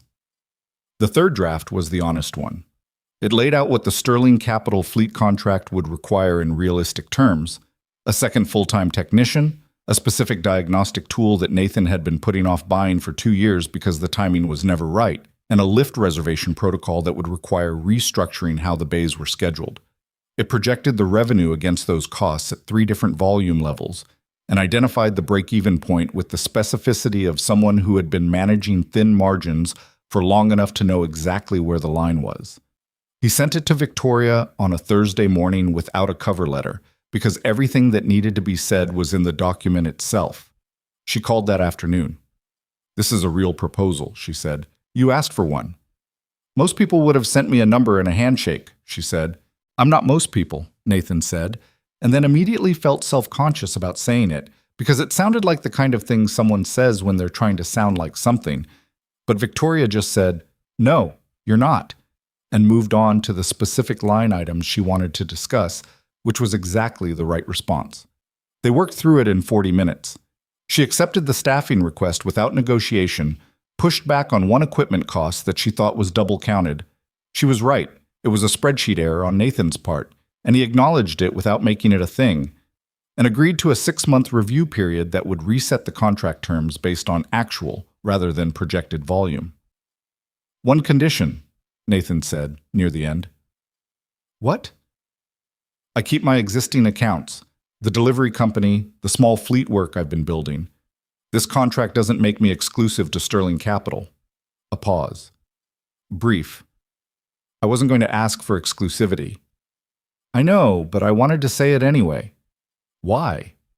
He thought about how to explain it, about the specific lesson that the past 2 months had hammered into clarity, that dependence on a single source of anything, revenue or validation or authority, was the thing that made people stop saying what they actually thought. Carmichael had owned his livelihood and had used that ownership to make him quiet. He wasn't going to hand that leverage to anyone again, regardless of how much he trusted them. Trust wasn't the point. Structure was the point. "Because it keeps me honest," he said. "If you're my only client and something happens between us, I've got a problem that affects more than just the business. And I need to be able to tell you the truth about your vehicles without doing the math on what the truth costs me first." Silence on her end. Then, "I understand that more than you probably think I do." "I figured you did," he said. "I wanted to say it anyway." The contract was signed 2 weeks later, a standard services agreement that Cho reviewed as a professional courtesy and declared sound. Nathan printed 2 copies, signed both, kept one in the filing cabinet next to the manila folder with the Vantage documentation that he still hadn't thrown away and probably wouldn't, and sent the other to Victoria's office by messenger because it felt like the kind of document that deserved to travel physically rather than as a PDF attachment. He hired the second technician the following week. Her name was Denise Okafor, no relation to Sandra Okafor from the AG's office, a coincidence that Nathan mentioned once and then let go. And she was 36 years old with 12 years of experience, 6 of them at a dealership in the western suburbs that she'd left when the commute became untenable after she moved to the south side to be closer to her mother. She had a specialty in European vehicles that complemented Nathan's strengths and a working style that was quiet and precise, in a way that reminded him of how he liked to think of himself on his better days. He hired her after a 30-minute conversation and one practical test. He asked her to look at a car he already knew the diagnosis on, without telling her that, and then compared what she found to what he'd documented. She found the same thing through a slightly different methodology. He asked her about the methodology difference. She explained it clearly and asked him why he'd approached it the way he had. He explained his approach. She nodded and said, "That also makes sense." He called her that evening. "Can you start Monday?" "I can start Monday," she said. "One thing, I have a standing school pickup on Wednesdays at 3:15. I can make up the hour after." "That's fine," he said. "I have a thing on Tuesday evenings." He didn't specify what the thing was. It was Lily's school's parent volunteer night, which he attended with approximately 100% attendance rate and which he'd been scheduling around for 2 years. "We'll figure it out." "Okay," she said. Monday. With Denise full-time and Keisha now officially full-time, rather than the evolving quasi-full-time arrangement that had existed for months, the shop had 3 working technicians for the first time in its history. Nathan rearranged the base schedule on a Sunday afternoon while the shop was empty, laying it out on a whiteboard he bought at a hardware store and mounted on the wall beside the parts shelving. He stood back and looked at it. It looked like a real operation. He took a photo of it on his phone. He wasn't entirely sure why. He didn't post it anywhere. He just kept it. Marcus came by the following week, unannounced, the way Marcus did things, arriving as a fact rather than a plan. He stood in the bay and looked at the 3 vehicles being worked simultaneously and said nothing for a long enough moment that Nathan looked at him. "What?" Nathan said. "Nothing," Marcus said. "Just looking." He walked to the coffee station. Real machine now. A proper one. Purchased because the previous machine's death had finally given Nathan an excuse to do what he'd been meaning to do for 2 years. He poured a cup. He tasted it. "Okay, this is significantly better." 4 years, Nathan said. 4 years of that rubber-tasting disaster, Marcus agreed. He leaned against the counter with his cup. "Weiss called me, by the way. Says he's getting more Vantage customers than ever because word got out that he fixed them properly." "Same here. Had 2 Vantage owners in last week. Different faults, both legitimate, but they came specifically because they'd heard about the connector thing." "Fear is a referral source," Marcus said. "It's not the best one," Nathan said. "No, but it works while it works." He sipped the coffee. "How are you feeling about all of it, now that it's settling?" Nathan thought about it. He was doing a valve adjustment on a customer's car, and he kept his hands moving while he considered the question, because his best thinking happened when his hands were occupied. "Okay," he said. "Mostly okay. Mostly. I keep thinking about the people who don't know yet." He set down his tool and looked at Marcus. "The ones who are still waiting for their restitution notification, or the ones the audit didn't find because the documentation was incomplete, or the ones who just accepted the bill and moved on and never questioned it because that's what you do when an institution tells you something in authoritative language." "You can't fix all of them," Marcus said. "I know. You fixed the ones you could get to." "I know that too." He picked up the tool again. "Doesn't make the others not real." Marcus looked at him for a moment. "No," he said. "It doesn't. But you can't carry that part, Nathan. You can fix what's in front of you, and you can do it right, and you can refuse to be the kind of person who doesn't. That's the actual job." Nathan didn't say anything for a moment, then, "When did you get philosophical?" "I've always been philosophical. You just never sat still long enough to notice." Nathan almost smiled. "Fair, Atuk." The manufacturer's formal audit results were released publicly in the 8th week. a document that Sandra Okafor's office had a hand in shaping and that covered not just the Vantage connector issue, but 3 other service categories that the expanded audit had identified as areas of concern at Lakeside Meridian.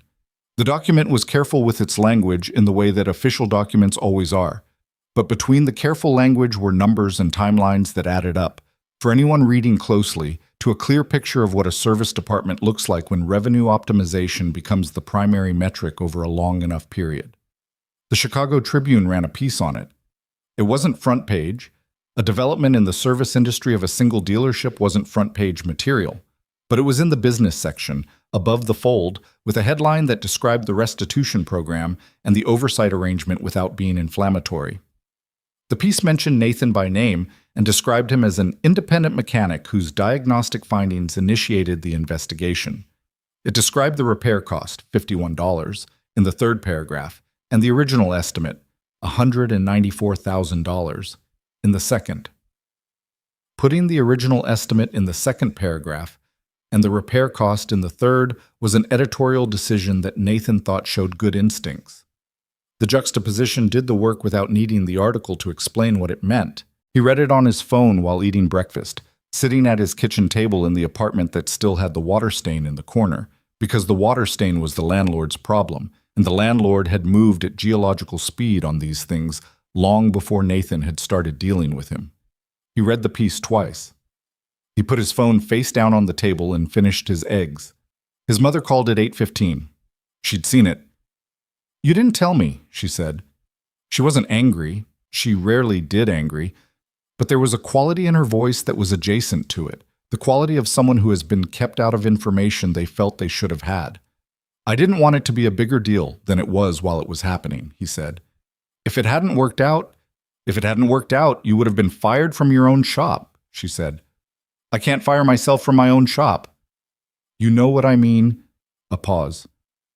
"Nathan, you've been carrying this for 2 months. I had help." The woman, Victoria Sterling, and Weiss, and Cortez, and Marcus. He paused. "It wasn't just me. It started with you." He didn't answer that. His mother had a way of stating things that were true in a way that made arguing about them feel beside the point. "Are you okay?" she said. "Yeah," he said. "I am." "Lily knows. I'll tell her something age-appropriate when I see her this weekend." "She's going to want to know everything," his mother said. "You know how she is." "I know how she is," he said. She was quiet for a moment. When she spoke again, the quality in her voice had changed from adjacent to angry to something else, the specific tone she used when she was about to say something she'd been holding for a while. "Your father would have—" "Mom, I know. I know," he said more gently. His father had been a plumber who'd run a one-man operation for 30 years, and who had died 5 years ago with a reputation in 3 neighborhoods as the person you called when you needed something done right and weren't willing to pay twice. Nathan had his hands. He had his patience with mechanical problems. He had, possibly, his particular relationship with telling the truth in situations where lying would have been easier and more comfortable. He'd never fully decided whether these were inherited qualities or learned ones. He suspected the distinction mattered less than people thought. "I know," he said again. "Okay," his mother said. "Come for dinner Sunday. Bring Lily." "We'll be there." He hung up and sat with the quiet kitchen for a moment. Then he rinsed his plate, picked up his bag, and drove to work. He picked Lily up on Saturday morning as usual from his mother's house. She was waiting on the front steps with her backpack and a drawing she'd done at school that she wanted to show him immediately, before he'd even fully come through the gate. "It's a diagram," she said, holding it up, "of a car engine." He looked at it. It was recognizably an engine in the way that a child's drawing is recognizable. The shapes suggested the reality rather than depicting it, but the intention was clear and the proportions were not entirely wrong. She'd labeled several parts in her careful second-grade handwriting, some labels accurate, 1 or 2 creative. "This is good," he said. "Miss Pittman actually liked this one," Lily said, with the tone of someone reporting a diplomatic breakthrough. "She said the detail was impressive." "It is." He folded it carefully and put it in his jacket pocket, which she watched with satisfaction. "You want to come see the shop today?" She looked at him with an expression that recalibrated his perception of the question. He'd asked this before.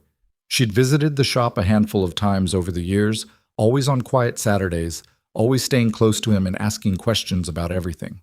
But something in his tone this time must have signaled that today was different. "Is something happening?" she said. "Not really," he said. "I just thought you might want to see it." She considered this with the seriousness of someone who understood that adults said "not really" when the real answer was more complicated. "Okay," she said. They drove to Halstead. The shop was closed on Saturdays now. He'd implemented that 3 weeks ago, after a period of reflection on the idea that running a business that required him to work 7 days a week was a plan that worked until it didn't. He had Denise and Keisha carrying the weekday load with him, and the books were making it possible to close on Saturdays without catastrophe, which felt like a structural change rather than a lifestyle one. He thought about it in those terms deliberately. Not "I get Saturdays off," but the business is stable enough to absorb a closed day, because the second framing was more honest about what it represented and what it still wasn't. He unlocked the bay and turned on the overhead lights, and Lily walked in ahead of him, slowly, looking around with the focused attention she brought to any new version of a familiar thing. The shop was the same as it always was. Same tools on the same wall, same organized chaos of the part shelf, same stained concrete floor, same photograph of Lily on the side of the tool chest. This year's school portrait, replacing last year's, though he'd kept the mid-sentence one in his wallet. The bay was empty of vehicles. The whiteboard schedule was visible near the parts shelf, full for the coming week in a way that still gave him a small, private satisfaction every time he looked at it. Lily walked to the tool chest. She looked at her own photograph for a moment. "That's from this year," she said. "October." "I look different." "You look a year older," he said.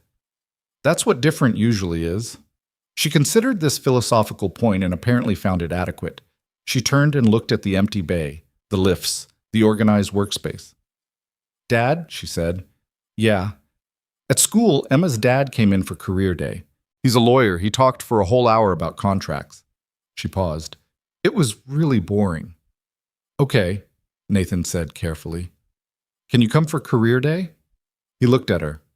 She was 7 years old and standing in the middle of his shop in her weekend shoes, the ones with the Velcro because she'd decided laces were a project she was postponing, and looking at him with the direct, uncomplicated expectation of someone who hasn't yet learned to manage other people's comfort by moderating their own requests. "Yeah," he said. "When is it?" "February. Ms. Pittman said bring something to show. Can you bring a part? Like a part from a car?" He thought about the Ziploc bag of connector clips on his workbench, the ones he'd preserved from Victoria's vehicles, labeled by VYN, the original evidence of a $51 problem that had grown into something that took 8 weeks and 4 attorneys and an AG investigator to resolve. He'd kept them because he hadn't been ready to throw them out, hadn't been ready to treat them as ordinary, even though a connector clip was among the most ordinary things a mechanic touched. "Yeah," he said. "I can bring a part. Can you explain what it does?" "I'll explain what it does and what happens when it fails," he said. She nodded, satisfied. She walked over to the coffee station and looked at the machine. "Is this new?" "A couple months." "It smells better than the old one." "It is better than the old one." "Can I have some?" "No, you're 7. Decaf?" Still no. She accepted this with the specific patience of a child who knows they have the long game and isn't worried about individual losses. She looked around the shop one more time. "Dad, did something happen? Something big?" He leaned against the workbench. He thought about what version of the truth fit a Saturday morning in a quiet shop with a 7-year-old in Velcro shoes. "Yeah," he said. "A few months ago I found something wrong that nobody else was saying was wrong. And I said it was wrong anyway." "What happened?" "It took a while. People argued with me. But the thing was wrong whether people argued with it or not." He paused. "And eventually, that became clear." She thought about this. "Did you get in trouble?" "A little bit, for a while. But it worked out?" "It worked out." She nodded slowly. Miss Pittman says that usually when you know you're right, you should say something, but you also have to be really sure first. Miss Pittman is right, Nathan said. I know, Lily said. She usually is. A pause. Were you sure? He thought about lying on a creeper under a silver SUV in a cold garage in November, looking at a $6 connector clip and knowing, with the specific certainty of a mechanic who has seen the same failure in a different shape and recognized it the way you recognize a song by its first three notes, exactly what he was looking at and what it meant. Yeah, he said. I was sure. She seemed to accept this as complete and sufficient, in the way that children sometimes grasp the essential shape of something without needing all the architecture. She walked over and stood beside him at the workbench. The shop looks bigger, she said. It's the same size. It feels bigger. He looked around it. The empty bays, the tools, the whiteboard with the coming week's schedule, the coffee machine that actually worked, the heat that had been running without interruption for 2 months now, the filing cabinet with the manila folder, the photograph on the tool chest. Maybe, he said. She leaned against him, the particular lean of a child who is comfortable enough with a person to use them as furniture. He put his arm around her shoulders without thinking about it, the reflex of 4 years of single fatherhood, the specific muscle memory of this particular person being present. Can we get breakfast? She said. Yeah, he said. Let's go get breakfast. He turned off the overhead lights. He locked the bay. They walked out into the Saturday morning on Halstead, which was doing what Halstead did on Saturdays. Quieter than weekdays, but not quiet, the neighborhood resuming its particular rhythm after the working week. The laundromat next door was already occupied. The corner store had its door propped open despite the cold, the way it always did. The sky was clear for the first time in what felt like weeks. Not warm. It was still November in Chicago, and November in Chicago made no concessions to sentiment, but clear and sharp and full of the particular blue that shows up when the cloud cover finally breaks, and you remember what it looked like before. Lily took his hand as they walked to the truck, not because she needed to. She was 7, not 3. She could navigate a sidewalk without assistance, but because it was what she did. He held her hand and they walked, and the city moved around them, indifferent and enormous and ongoing. He thought about what Marcus had said.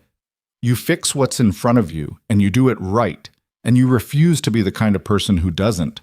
He thought about the retired engineer who kept his receipts, about the young technician who wrote a forum post and then a signed statement, and who called Nathan 2 weeks after everything concluded to say he'd gone back to school part-time for an electrical engineering degree and that it felt unexpectedly like a direction. About Thomas Weiss and his 240,000-mile Volvo and his accordion folder and his particular brand of weary integrity. About Isabella Hartwell, who was running a dealership that was still standing and still under scrutiny, and who had pulled a Ziploc bag of connector clips out of her coat pocket in a board meeting 3 weeks later, according to a story that made its way to Nathan through 3 separate people, and that he believed because it sounded like the kind of thing that was exactly true. About Richard Hargrove, who had been terminated and who Nathan would likely never think about again with any particular intensity, but who represented something that Nathan wanted to be precise about in his own mind. Not a monster, not a cartoon villain, just a man who had made a series of small decisions over a long period of time that accumulated into something he couldn't undo, and who had believed, possibly until the very end, that the structure he'd built was defensible because it was lucrative and because nobody had stopped him. Nathan had no rage left for Hargrove. He had something cooler and more permanent, a clear-eyed understanding of how easy it was to be Hargrove if you stopped asking a specific question every time you made a decision. Is this true, or is this convenient? Those 2 things looked similar from certain angles. The practice of distinguishing them was unglamorous and daily, and mostly invisible to everyone except yourself. But you knew. You always knew if you were paying attention. And the accumulated weight of knowing, of asking the question every time, of keeping records, of saying the thing out loud when the thing needed to be said, that accumulated into something that either held when pressure came or didn't. Nathan's had held. Not because he was exceptional, because he'd practiced. He unlocked the truck. Lily climbed in. He went around to the driver's side and got in and started the engine, which caught on the first turn because it always did now. He'd finally fixed the cold start hesitation that had been bothering him for a year, late one night when the bay was empty and he'd had 2 hours and nothing stopping him. "What do you want?" he said. "Pancakes," Lily said, immediately and without deliberation, in the way that people answer questions they've already known the answer to for some time. "Pancakes it is." He pulled out of the lot and onto Halsted. The truck moved into the Saturday morning traffic, which was light enough to move freely, which in Chicago was its own small gift. He drove south toward the diner on 71st that they'd been going to since Lily was 4, that had a jukebox that still worked, and booths with slightly sticky menus and pancakes that were genuinely the best in the neighborhood, and not the best in some performative artisanal way, but the best in the way that things are best, when somebody has been making them the same careful way for a long time and hasn't decided to fix what wasn't broken. Lily was telling him about something, the card game, the ongoing diplomatic situation with Camille, some additional development in the book about the secret room. He listened and drove, and the city moved past the windows in the way it always did, familiar and specific, full of the particular weight of a place that has been exactly itself for long enough that its texture is permanent. He thought about the contract on his filing cabinet, about the whiteboard schedule, about Denise, who would be in on Monday with her European vehicle expertise and her school pickup on Wednesdays at 3:15. About Keisha, who had told him last week, casually, in the way she said most things, that she was thinking of taking the Advanced Electrical Systems certification in the spring, and had looked at him when she said it in a way that was really asking whether the shop would still be there in the spring and whether it would be worth certifying for. He had told her, equally casually, "Do it. The shop's not going anywhere." He hadn't known when he said it whether it was a projection or a statement. He thought now, turning onto 71st with the diner visible at the end of the block, that it was a statement. He thought he was allowed to call it that. The diner had 2 cars in the lot. He parked, and they went in, and the bell above the door rang the way it always had, a small mechanical fact that had nothing to do with anything, and everything to do with the specific texture of a Saturday morning that was ordinary in all the ways that made ordinary worth having. They took the booth by the window. Lily picked up the menu and held it with both hands, even though she already knew what she was ordering, because she always looked at the menu anyway, out of principle or habit or the particular thoroughness of a 7-year-old who considers every option even when the answer is already settled. Nathan looked out the window at the street, at the city doing its Saturday thing, at nothing in particular. He thought about something he hadn't expected to think about, a small, specific memory from the first week, before any of it had grown beyond a silver SUV in his bay and a phone call he'd almost missed. He'd been lying on the creeper under that first Vantage, in the cold, before the heat was fixed, and he'd found the connector clip and known what it meant, and he'd rolled out and sat on the concrete floor and looked at the car. And in that moment, before he'd called Marcus or documented anything or sent a single email, he'd just sat there knowing a true thing that no one else in the situation had said yet. That moment, between knowing and saying, was the moment that mattered. Everything else was consequence. Everything else was the world catching up to what was already real. He'd made his choice in that moment, the way he made it every time. Not dramatically, not with a speech or a declaration. He'd gotten up off the concrete floor and gotten his camera and started taking photographs. That was all it had been, at the bottom of it. A person who knew something true deciding to say it out loud and write it down and keep saying it when people pushed back, because the truth didn't become less true when people found it inconvenient. The waitress came. Lily ordered pancakes with the authority of someone who has been confident in this choice for 3 years. Nathan ordered coffee and eggs. The waitress wrote it down and left. "Dad," Lily said. "Yeah." If something is wrong and you know it's wrong, are you always supposed to say something? He looked at her. She was looking at the table, turning the little container of sugar packets in a slow circle, which meant she'd been thinking about this for a while and had finally found the right moment to ask. "Where's this coming from?" he said. "The card game with Camille." She paused. "I think Camille's version might actually be more fun, but I told everyone my version was right, and now everyone plays my version." He thought about this carefully. He thought about the distinction between being right about facts and being right about what worked. He thought about the card game, and he thought about connector clips, and he thought about the difference between a technical truth and a human situation. "What does your version do that Camille's doesn't?" he said. "Mine has more rules. It's more fair. And Camille's? It's faster, and more people win." She looked up at him. "Both things can be true at the same time, right? Mine is more right, and hers is more fun." He looked at his daughter across the sticky diner table. He thought about all the complicated rooms he'd been in over the past 2 months. The conference room on the 32nd floor, the audit meetings, the phone calls with attorneys, the conversation with Hargrove at the window, and about how the center of all of it, the simple, irreducible thing, was exactly what Lily had just described. Two things being true at the same time, and having to decide which truth mattered more in a given moment, and being willing to live with that decision. "Yeah," he said, "both things can be true at the same time." "So what do I do? What do you want to do?" She thought about it, genuinely thought about it, with the focused attention that was probably going to make her very good at something exacting and demanding eventually. "I want to try Camille's version," she said, "but I don't want to say I was wrong if I wasn't wrong." "You can try her version without saying you were wrong," Nathan said. "You can say you want to see how hers works. That's not the same as wrong. That's just willing to learn something." She considered this. "Is that what you do? At the shop?" "Sometimes. When someone shows me something I hadn't considered." He paused. "The other times when I'm sure, I say so."